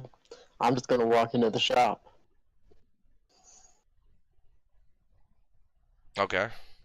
You enter in the shop, and Bomar is with a customer. Well, Okay. so Conrad, we're I assume gonna be heading back to the squawk. Sorry, I almost squawking box. Halfway in. Sure. Cletus just abruptly was walks cool. away and goes into the store. Bye. And you two just head over to Dix's. You guys enter in, and you see Jacques and Damasaries just sitting at a table. Are they at the same table out of curiosity? Yes, they are. Okay. Damasaries seems to be drinking, and Jacques is just kind of sitting there. Hmm. There's a cup in front of him, but he's just sitting there, kind of looking around the bar. And he sees you guys enter, and, he just kind of nods at you guys as you enter. Conrad nods at him. And Damasaries' big floppy arm is just waving through the air with a big dumb Conrad smile waves. on it. I'll wait for everyone and be like, I'm just gonna check on that. I'll catch up. And I'll Yeah. just head upstairs. I'm actually gonna do some reading, so I'll be back. Conrad's just gonna go upstairs, and Cletus is gonna meet us here at sundown. Yeah. And as you guys are coming in, there's someone else walks in right behind you. It's a middle-aged man. He looks kind of drunk. He's stumbling. He actually trips over and leans into you, Conrad, for a second. Hiccups, burps. Oh, sorry, miss. And just continues on and just finds a table. Can I check something real quick? Sure. Do I still have my coin purse on me? Yeah, go look. He checks. You still have it. Okay. Alright, Garrett's gonna be like, weird. And then he's gonna kind of go up to his room.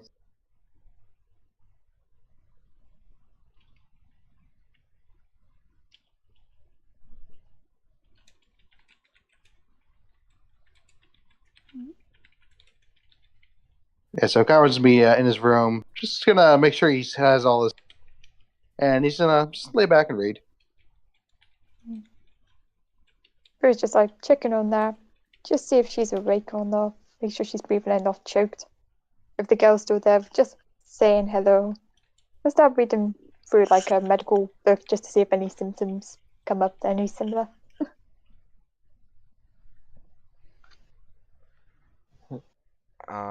Okay. Um, as you guys go up, you guys see, the steel dragon little girl. She's sitting in the hallway, poking her head in the doorway towards Nat's room. And as soon as you guys start coming up the stairs, she immediately snaps back and sits down where she was. Yeah, just maybe be like, hello. Wait, so the And door is again. open. I mean, now it's closed.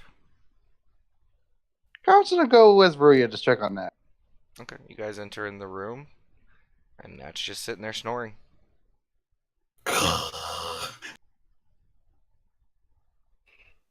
You mind checking her out, Nat? I will check myself out while I sleep. I mean, yeah, sure. It's like she's kind of confused by everything, but yeah, I'll just do like a normal check. Okay, give me a heal check. And are you being stealthy about it? Oh no. Okay, Nat, you wake up. Yeah. Okay. You did not gain a full rest because it was not enough hours. You also feel more tired. Go ahead and mark off a healing surge. Uri, what? She's gently flopping the. You are And now she's, like, also checking double exhausted. Uri, what is it? Are you still feeling rough? Just want to make sure you're okay. Yes. She's like flopping her her hands a little bit. Like yes. Get back to sleep. Sorry for waking you. You're just like panda. She just goes back to sleep. Yeah, I mean Alright. everything's fine. Okay, that's good. Okay, well, I want to be in my room if you need anything. And Garrett's gonna, head out. Yeah. I'm just gonna like poke my head out, like look towards the girl, like whisper thank you, leave the door open for her, and just start reading a medical book, like I said, just to see if there's anything similar to what or sound similar to what Nat's got. Okay, give me an intelligence check.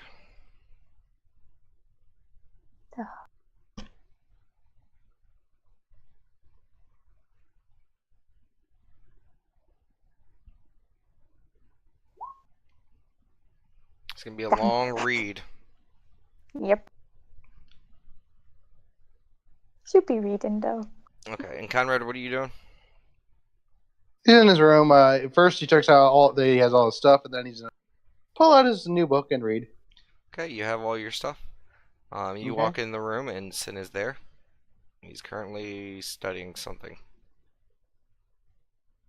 How's it going, Sin? Fuck off. That's how it's going. Garrett just kind of shrugs, and he lays down on the bed and starts reading. Okay. It is a raunchy book. Tells tale of Captain Tusktooth. Mm-hmm. And it is raunchy right from the gate.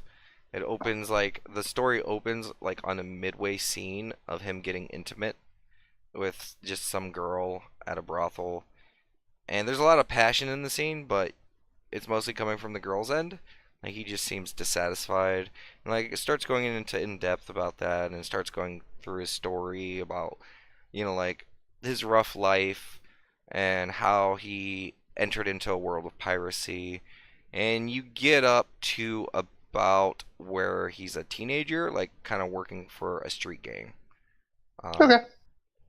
but that's about as far as you get. Okay. Yeah, that's what always gonna be Yeah, spring. it starts off really hot and heavy, and then it just kind of goes into like the lore backdrop dump area. So like it starts you off real hot and heavy, and then it tones down to like introduce you to the story. Overall, though, pretty well written. Okay. Cool.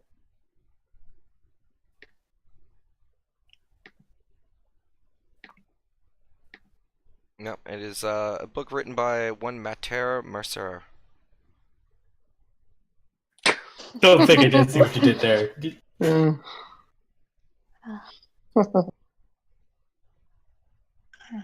And that's how you give a nod. Okay. So, Right. Cletus, what are you doing? I'm just helping out around the shop.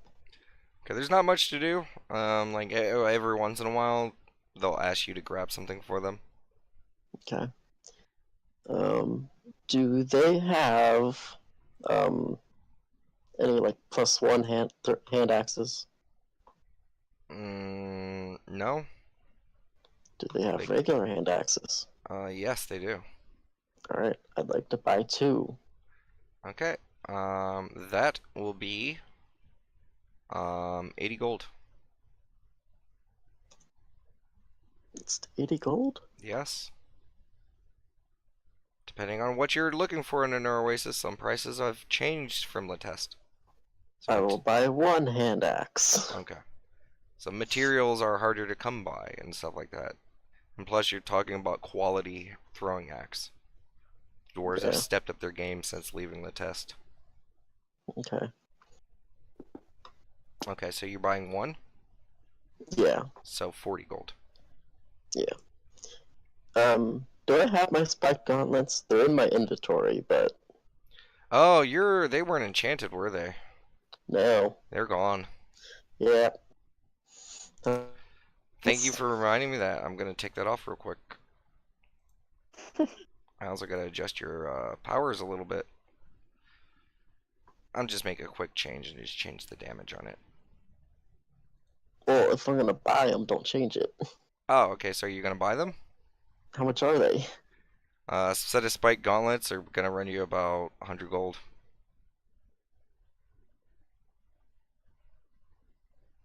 How much? 100. 100? Alright. Then no, I'm not gonna buy them. I don't have enough. Okay. Oh, look at me being a genius. I already changed your spike gauntlets to imitate punches. Okay, sweet. Way to go, old Okay. me. Yeah, they're still in my inventory. Yeah, well, I mean, you can remove it. I was mostly concerned about like your actual powers and the inventory, like where your weapons actually are. Yeah.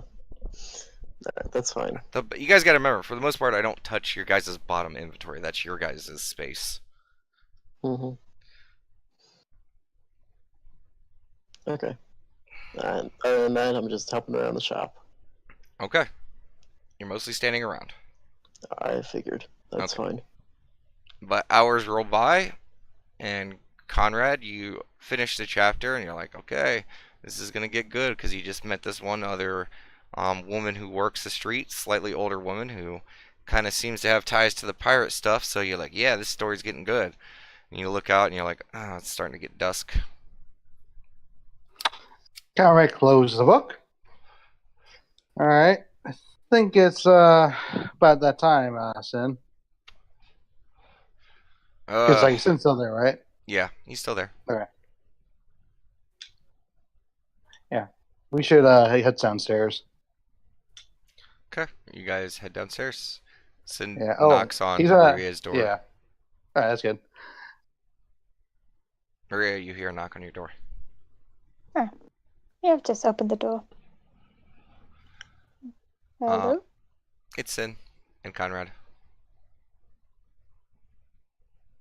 It's time to get going. Should I look back and does that just look like she's gonna be completely passed out still? I mean, she's sleeping. Just like, hmm, just thinking of the previous reaction. She'll just leave like a small note to say, "We're going now. Be back." And she'll just like, is the dragon girl still there? No. Okay. And she'll just she'll close the door and she'll actually lock her. Okay. Yeah. And she'll go downstairs. Mm-hmm. Okay. You guys head downstairs, and there you see Jacques with a ferret on his shoulder. You see Damasaries, who is sloshed talking to some random guy. He's no longer with Jacques. Damasaries is just at a table, just talking to some guy. Yeah. So that be them. And this place is starting to liven up a bit. All right. Clea should be here any moment. Damasaries. Just like looks up. Yeah, is it time to go? Kinda is, yeah. Okay, let me grab one for the road. And he walks over. And he's like, "Hey Dex, give me a tall one to go. You better bring my mug back." He's like, "Ah." He slides a gold across the table. "Do I have to?" Looks down. He's like, "You know that's only a silver, right?" And Damasaries like goes to react, but then he goes, "I know what colors are, asshole." And Dix kind of smiles. He's like, "Worth a shot." Well played. That's actually well played, yeah.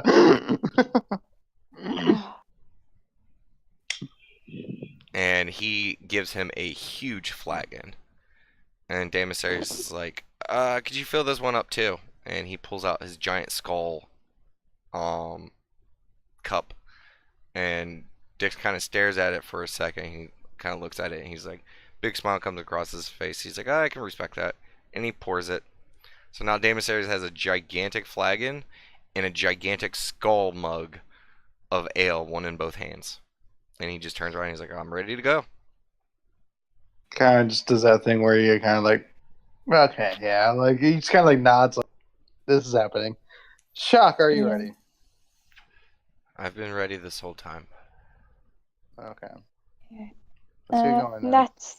Nat's still sleeping. She can probably do with missing out this. I left a note for her though, and the door's locked, so should be okay. Hopefully so, yeah. Mm. She needs a rest. She does. She definitely does. Question. Hmm. Rhea, did you want to try the scroll? No, she was saving there. So. Okay. Just yeah. checking. Okay. So you guys gather up and you guys head out. Where do you guys go? Iris. Well, we're waiting for Cletus to meet us here. Where are you? Yeah, I told him to meet us at the Dick's Halfway Inn. Mhm. And around sundown. Does Cletus remember that? Does he? Cletus? We just told you to come get him when you were gonna head over. He did. Okay, so conflicting information, so I guess we'll wait. Okay, that's Wait, weird. Cletus. I guess we wait like 5 minutes waiting for Cletus to show up. We're like, huh. Guess we have to go 5 pick minutes, him up? 10 minutes goes by, no Cletus. Yeah. So I was like, I guess we gotta go pick him up. I'm sure. Guess he misunderstood me. Jock just sighs deeply. And just starts walking forward. Damasaries kind of, with a skip and a step, kind of follows him. Yeah, follows. We were guys- just about to put her hand up. She's like, never mind. Never mind. Mm-hmm. And you guys head over to the smithing area. Mm-hmm. Do you guys go inside? Yep. You enter inside and you see Bomar helping a customer, and you see Cletus just kind of sitting there. Cletus, we gotta get going.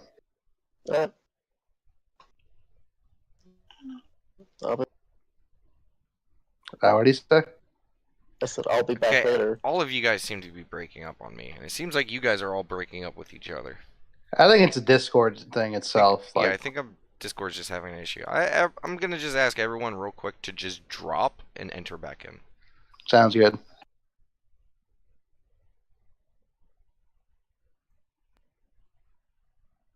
Okay. Hello. Let's see if that helps a little bit. Hopefully, yeah. Hmm. Okay. So, what just happened? Because I was missing a lot of that. We just said we're going to get going, and then he said bye to the Dwarven brothers, I think. Yep.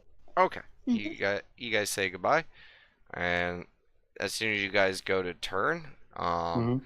they start following you guys out. Bilmar and Bomar? Yeah. Okay. No, you guys are coming with? Alright, lad, if you guys are going to the Iris, might as well head out with you. It's been many years since we've seen that place. Feel a little bit safer if there's a large group going, so. Cool. Let's go. All right. And hopefully with us there, we might be able to reserve the Leadfoot table. Oh, okay. Let's go. Okay. Yeah. You guys begin to make your way to the Iris. And the Iris is a phenomenal place. Okay. As soon as you guys get there, it is tons of craziness going on. There are people who are, fire dancers, spitting fire, things like that. There are jugglers. There are various entertainers, people doing like weird yoga poses, people dancing, people singing, people. There are various shows and little performances going on everywhere as you encroach this area. Also, there is the most mix of crowd you've seen since entering in an Oasis. There are a lot of wealthy looking folk, and there are a lot of poorer people folk as well. And everyone here just seems to be surprised and razzled by everything that's going on. There are cages filled with strange beasts. There are strongmen. I mean, you name it. It is like a gigantic circus over here. There are people who are performing magical performances, making objects float and dance in the air. It is a spectacle. And there at the center of this entire spectacle, you see a very large tented area. There are various tents all throughout. You see two tents that are rather large, coming from the side you guys are coming from. One has a lot of people entering it. You're not quite sure what's going on over there. The other one, which seems to get the most bit of traffic, is the center one, which you guys assume is probably the Iris. There are literally there are probably upwards towards about 2,000 people running around this area right about now. Oh, wow. Like, jeez. Yes. And you can tell with the traffic that you guys were walking with, there was still a lot of people that seemed in this town to be heading towards the Iris. So you suspect that it's probably going to get even more crazy. Cool. But you guys make your way through, I guess, towards the Iris. Yep. Yep. Okay. What you guys see as soon as you guys enter underneath the canopy, is the crowd seems to be divided up into 4 sections, with 4 open walkways that kind of go right towards the center. Most people seem to be funneling through like the 4 sections of crowd and not through the centerpiece. But you do see some wealthy people and some other important looking people just cutting their way right through the center.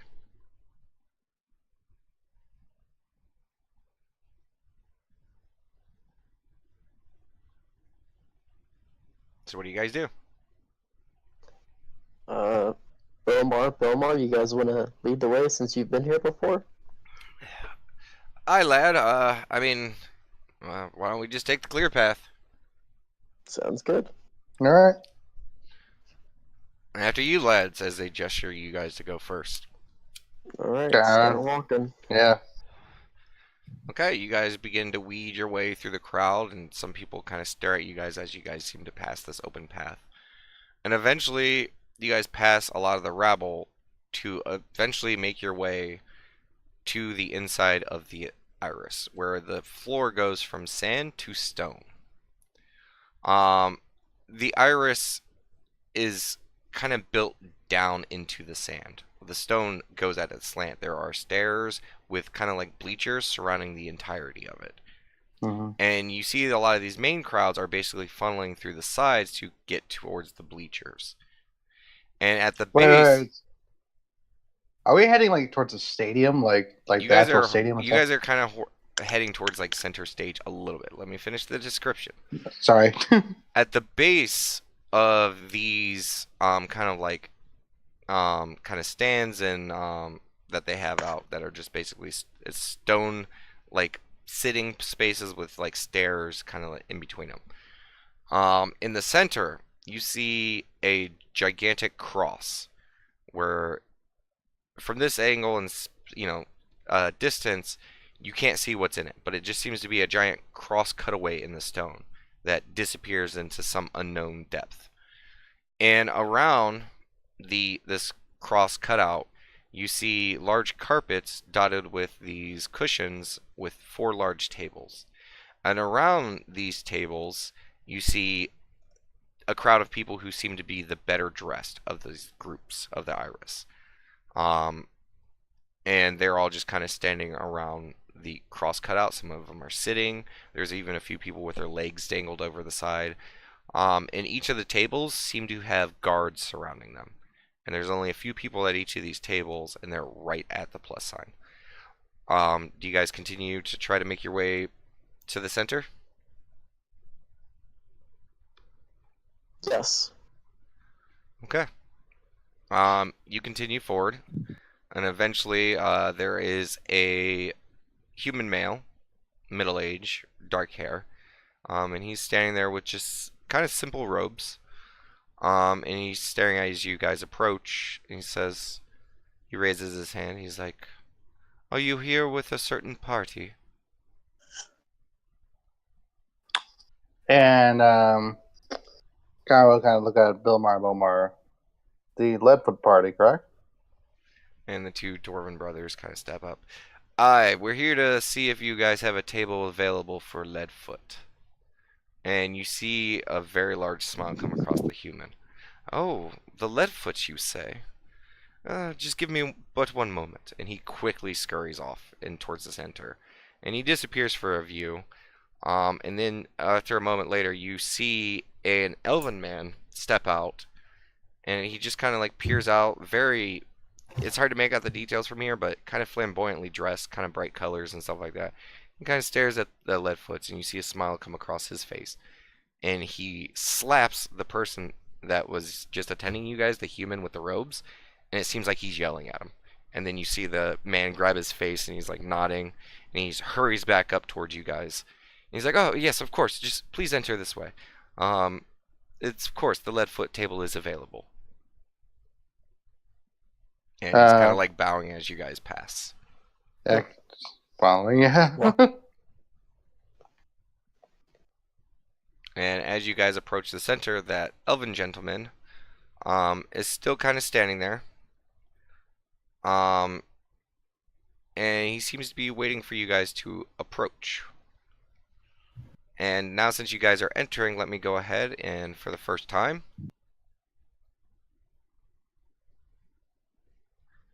bring you guys to the Iris.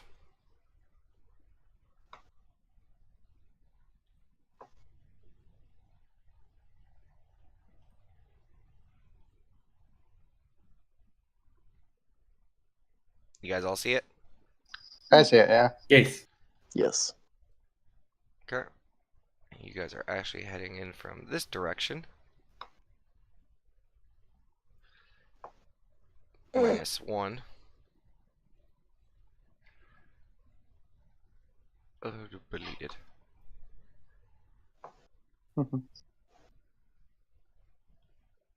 And there you see this gentleman waiting for you guys as you guys enter into the area.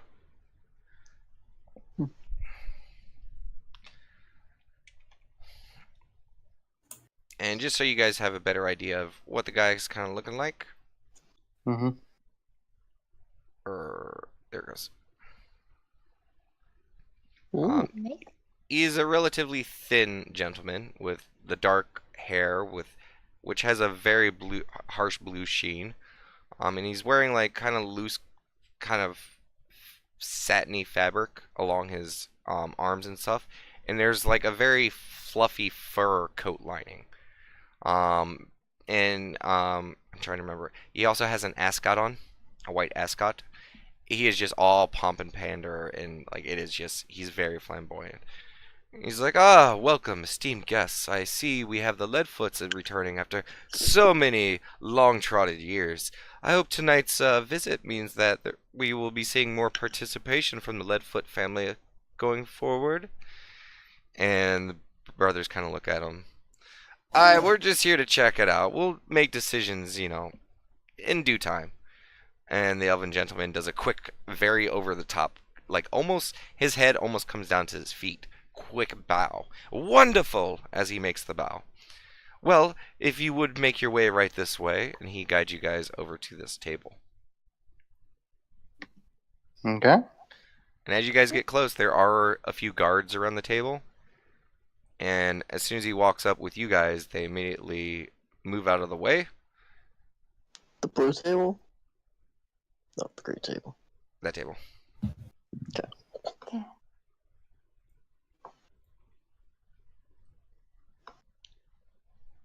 I stand on the table. Yeah, you guys can move your own pieces from there, okay? Okay. Yeah. I can't move you guys around all the time. Do you see how many pieces there are? Lots. There are a lot of pieces. Sorry. And I lost a piece. Okay, there it goes. There you go, got that then.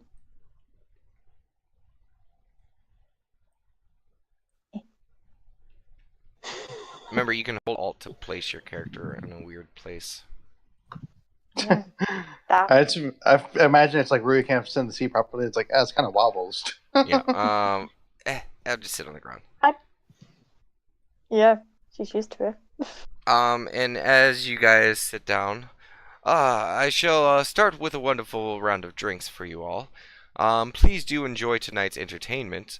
We have a wonderful competition. We're still waiting for a few more entries, but tonight we have the Brawl in Bash. It is an all-fist, only body competition, where only the mightiest can prevail. Sounds wonderful. And we do have a few champions tonight at tonight's proceedings. And he kind of lightly gestures towards the table across from you guys. At this table. And he does it very subtly, like almost behind you guys, blocking the view from that table of what he's doing. And there you guys see a halfling female. Very well dressed, sitting at the front, and there are a few other halflings with her. There is one halfling sitting very close to her that looks very close to her, like look-wise, like they could be siblings. And they have a lot of guards surrounding them. And there's one large orc gentleman, I could not finish his token in time, sitting next to them as well. And he says the Blackburns have one of their champions, as well as, and he gestures to this table.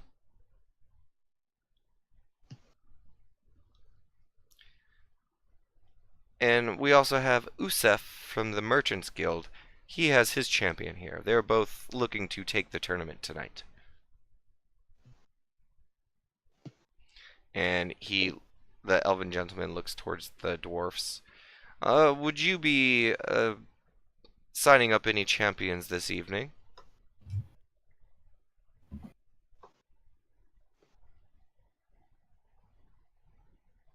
And the Dwarven brothers just kind of look at you guys.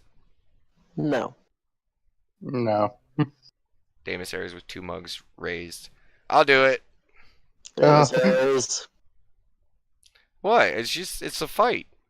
What are the rules? And, Yeah, what are the rules on these fights? well, simply put, tonight's brawls will just be you and that's it. You can wear your pants, obviously. Unless you don't want to. We're all for a good show around here. But, tonight's festivities will be mano a mano. There are no weapons allowed. We will strip you down of most of your equipment, armor, things like that. This is an Olympic battle of a test of might and will.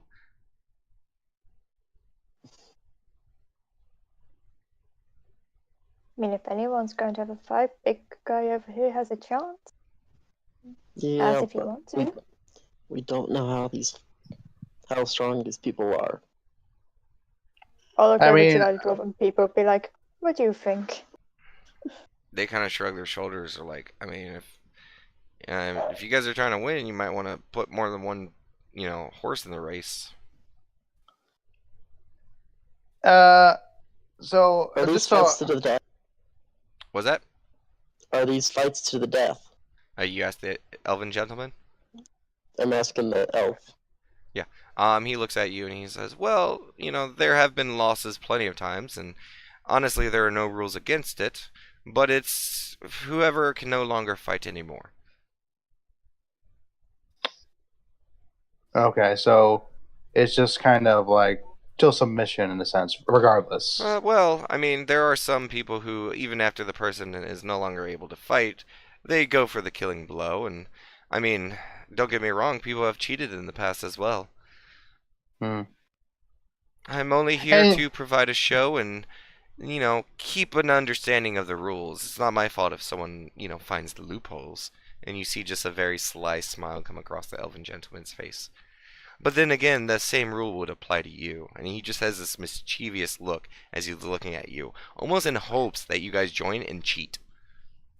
so he's kind of so he's looking at us, but like, or looking at me specifically. He's looking at all of you guys. Okay, got you. Okay, and is this so? Is this a series of matches with different types of rules as it goes on? Well, no, Just so my understanding. tonight it's the same thing. It's nothing but Fist of the Brawls. And honestly, I mean, it all depends on who you're fighting. Okay.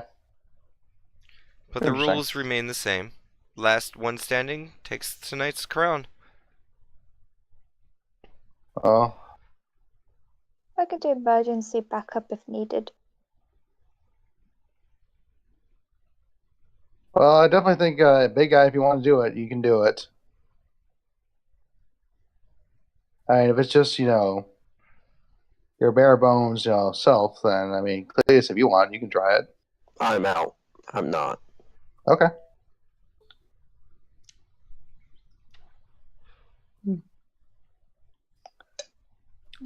Jacques kind of speaks up. He's like, "How many slots are still available?" And the man looks over. He says, "We have 3." Jacques just kind of looks over at you guys. "Can we just have a moment to discuss this?" He's like, "Of course, I will be right over here." And he does a very big flourishing bow and kind of steps away. And Jacques just kind of leans in and he goes, "I mean, it's either now or never. I mean, it's either now or another time if you guys are planning to go this route." Problem is right now, Nat's she's our other kind of stronger melee type. I mean, if need be, I can try my best. Okay, I hate to point out the obvious, but the large metal man? Cletus? Fine. We still need a third. And Sin kind of crosses his arms. She's like, "Well, why don't you go, Shock?" And he just kind of looks over at Sin, kind of narrowed-eyed. I'm just gonna like wave my hands up to get like the elfin dude's attention. He quickly scanters over. Yes. Quick query. You said you'd take away pretty much all of our equipment. Yes. What if our abilities other than punching is innate? Then can we use those? I mean, it's Or is your it body. purely You can use it physical? how you want. And another sly smile just comes across his face. So anything that is, as long as it's our body itself, that we can use it. I mean, those are the rules set forth for tonight. Okay, interesting. The dwarves kind of like lean in and they're like, "Yeah, he's not the same guy who ran the place. I don't know if they run the place the same."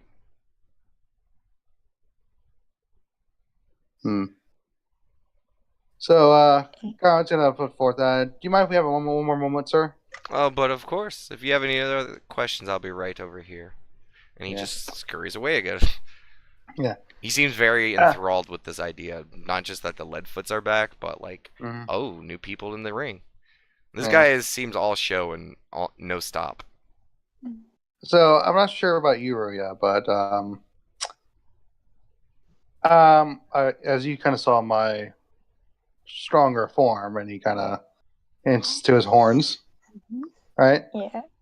I can kind of heal myself passively with that, and I've kind of learned this new skill that I think could kind of increase my odds. That's how I'm feeling in regards to mano a mano, and that would all be just. Actually, I'll have to Sin ask kind of you how leans to in character. and he's like, no, I think this is a good opportunity for us to learn more about Jacques. I mean, Jacques, unless you don't feel comfortable. I mean, I know Lady Cat would probably handle this situation very easily. And he just kind of stares at Jacques. If he was like a normal human size, you definitely like Mhm. see Sin just pumping his chest out at Jacques, like just trying to like what. But he's a little gnome, so it's not as imposing. But you can tell like he's locked in with this with Jacques. And Mm. Jacques just kind of looks at the rest of you to see what your response to that is. Actually, now thinking about it, I don't think my skill would be applicable to the situation. kind of just like did a quick mental note. Do you think you'll be able to do a shock? All of my stuff involves weaponry. Yeah, my stuff mainly involves weaponry as well.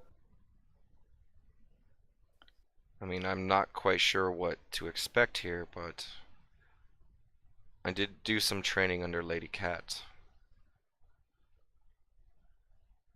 I could volunteer, but that does not guarantee a success. Well, Hey, if you go out and you get in trouble, just bow out. I won't hold it against you. That's what I'm gonna do. Trust me, if my life is in danger, I will flee. I was gonna say, if you stay close to me, I'll heal you from the side. As long as you come out alive, that's all that matters. And Sin kind of leans in and is like, oh, don't worry, we can't cheat anyways. Mm-hmm. And Sin raises his hand to like get the attention of the elf. Ah, yes, good sir. And Sin's like, yeah, I think we're gonna submit 3 tonight. And he just looks back over at the rest of you, kind of like eyes Damasaries, eyes Cletus, and then eyes Jacques. Oh, wonderful. Okay, well, if you need a moment to prepare, that is perfectly fine, but um, I would ask that you remove anything that you wouldn't mind, taking off, just so that, you don't accuse us of stealing anything. And Damasaries sets his hammer down and he starts taking off his shit. I set my hammers down. My hammer, my shield, and my armor. Okay. Jacques also he takes off the top of his outfit. He takes off the cloak. He also takes off the necklace, and he starts putting all of his stuff in a pouch, and he sets it up on the table, and the ferret hops off of him, and kind of like skirts around the bag as if to watch it. And he kind of set it next to you, Rui, and he just looks over at you. Please watch her and this stuff. Of course. Yeah, I'll set my stuff down by Rui also. Okay. And I'll hand you 20 gold. Bet on Damasaries for me. Damasaries goes over, sets his stuff down, takes 2 big gulps of his drinks from both flagons, sets his stuff down, looks over at you, Conrad. He's like, you bet on me with my money if you think I'm gonna win. okay. Guy will nod at him. And Good luck, buddy. Sin grabs the coin purse and he's like, "Don't worry, I'll take care of that." All right, sounds good. And Jacques and Damasaries and Cletus, you guys walk towards the elf. Mm-hmm. Okay. As you guys go to turn and walk away, Rhea, Nat, or Rhea, Mm-hmm. Conrad, and Sin, you guys see for the first time the back of Jacques. Mm-hmm. Mm-hmm. His back and body, now since he's disrobed and you can see, is littered with scars, brands, and other things. It looks like at least at one point in his life he had gone through some major torture of some type. Conrad, it's worse than Daylock. I was actually about to ask that, actually, yeah. Yeah, it is much worse. The scars Mm. are much deeper. The brands are much larger. It is overall just worse. I was Out of gonna say, can curiosity, I recognize do I the recognize? brands at all? Oh, Yeah. I was about to say the same thing.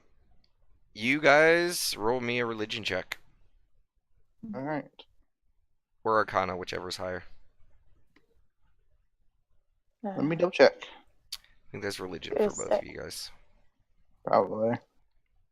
Yeah, because I was gonna say I got religion of 9, so Yeah, same, but this makes more sense to me. Well, you don't know what the fuck the symbol is. Okay. Now, you guys look at the symbols. There are a couple of them that you guys recognize as a symbol to Asmodeus. And there are a few that seem to be less religious symbols and more arcane symbols.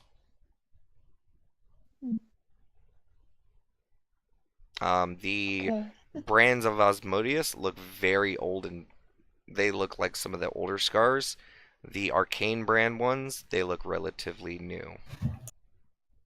Like probably within the last year or two. But he walks away with your 3 companions and the 3 that follow him. He takes you guys north of the map. There is a stairwell that he takes you to, and he's like, "Oh, right this way." And you guys go and walk down, and there you guys see it's a giant room with benches, and there you see a cacophony of large, strong humanoid creatures. There's a few orcs. There's a big human. There's another guy who seems to be maybe half giant, but not like Goliath half giant. There is a large group of guys down here, and they look most of them large and very imposing. And beyond that, because you guys are going basically north up the stairs, you guys reach down, you guys turn right, there's this giant room. So across from that, like straight as soon as you guys come off the steps, there is a wall that is composed of just slotted cages. And behind there, you guys see all sorts of manners of different slaves and stuff like that. And in a couple of the cages, you actually see a few creatures. One of them is a very large tiger. The other one is kind of like an alligator, but if it had longer, more athletic legs. And he looks towards you and he's like, "Ah, wonderful. Can I have all of your names and titles?" And Jacques just looks at the man and he's like, just call me Jacques. Draconic. I like it. Then he looks towards you, Cletus. It's Cletus. Stone Cletus. What was that? Stone Cletus. Stone Cletus. I like it. Has a harsh ring to it. Think it'll play well with the more baser crowds. And you. And Damasaries kind of smiles. He's like, kind of flexes a little bit. He's like, Damasaries, champion of the ring to Letest. And he's like, oh, and he like almost does like that, Southern girl getting like the vapors. Like, oh, we have another champion from Letest. Lady Cat's ring, I believe. Oh, wonderful. I can't wait to see you in the ring. Well, be sure to just listen for your name, and when it's called, make your way to that door. These guards over here will open up the door for you and beat the shit out of whoever's on the other side. fair enough. Is it just or no? Never mind. Okay. Yeah, fair enough.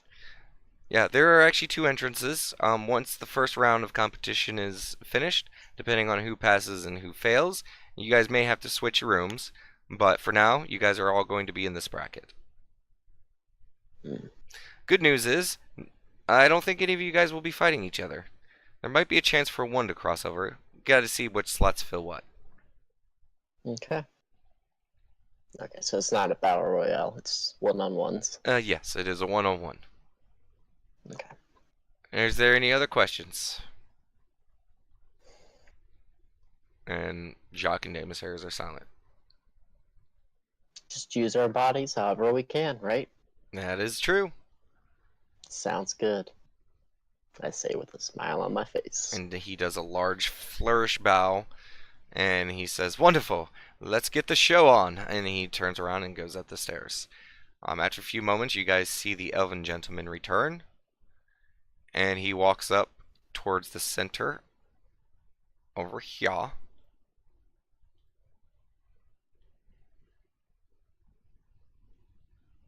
And he says, "Ladies and gentlemen," and when he speaks, his voice echoes throughout this entire area.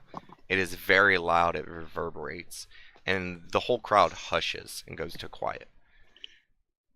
Tonight's festivities, we have the Brawl of the Bash, or the Bash of the Brawl. I'm still shopping the name, but it's a new game, so let's see how it plays out. But this evening, we have a few new contenders to this evening's performance. We have the Leadfoot family returning with 3 brand new champions. Let's see how these new participants fare. And let's begin. And we're going to end tonight there. Oh, thank God. Sorry, my computer's dead right now. Like, it's ran out of power. So, my phone's about to die too, so I gotta get going. Okay. See ya. I just thought of something. See you guys. See ya. Good night. I just want to confirm, Damon.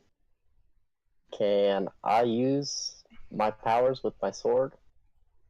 No. No? Oh, you mean your sword? Some of them, yeah. Okay. I want to know which ones. I mean, for the most part, all of them. Your one punch. 'Cause that's all of him. Yeah, technically your punch one wouldn't work. Slash and pummel? Yeah, slash and pummel would not work. Really? Yes, because your arms are switched now. The blade's on the other hand. Wait, what? Your weapon is on the wrong hand. Oh. It's an off-handed weapon. Yeah, okay. We'll go over that before, but we will discuss that throughout the week. So next week we have the second tournament of this campaign. I'm surprised you guys went for it tonight. I was hesitant.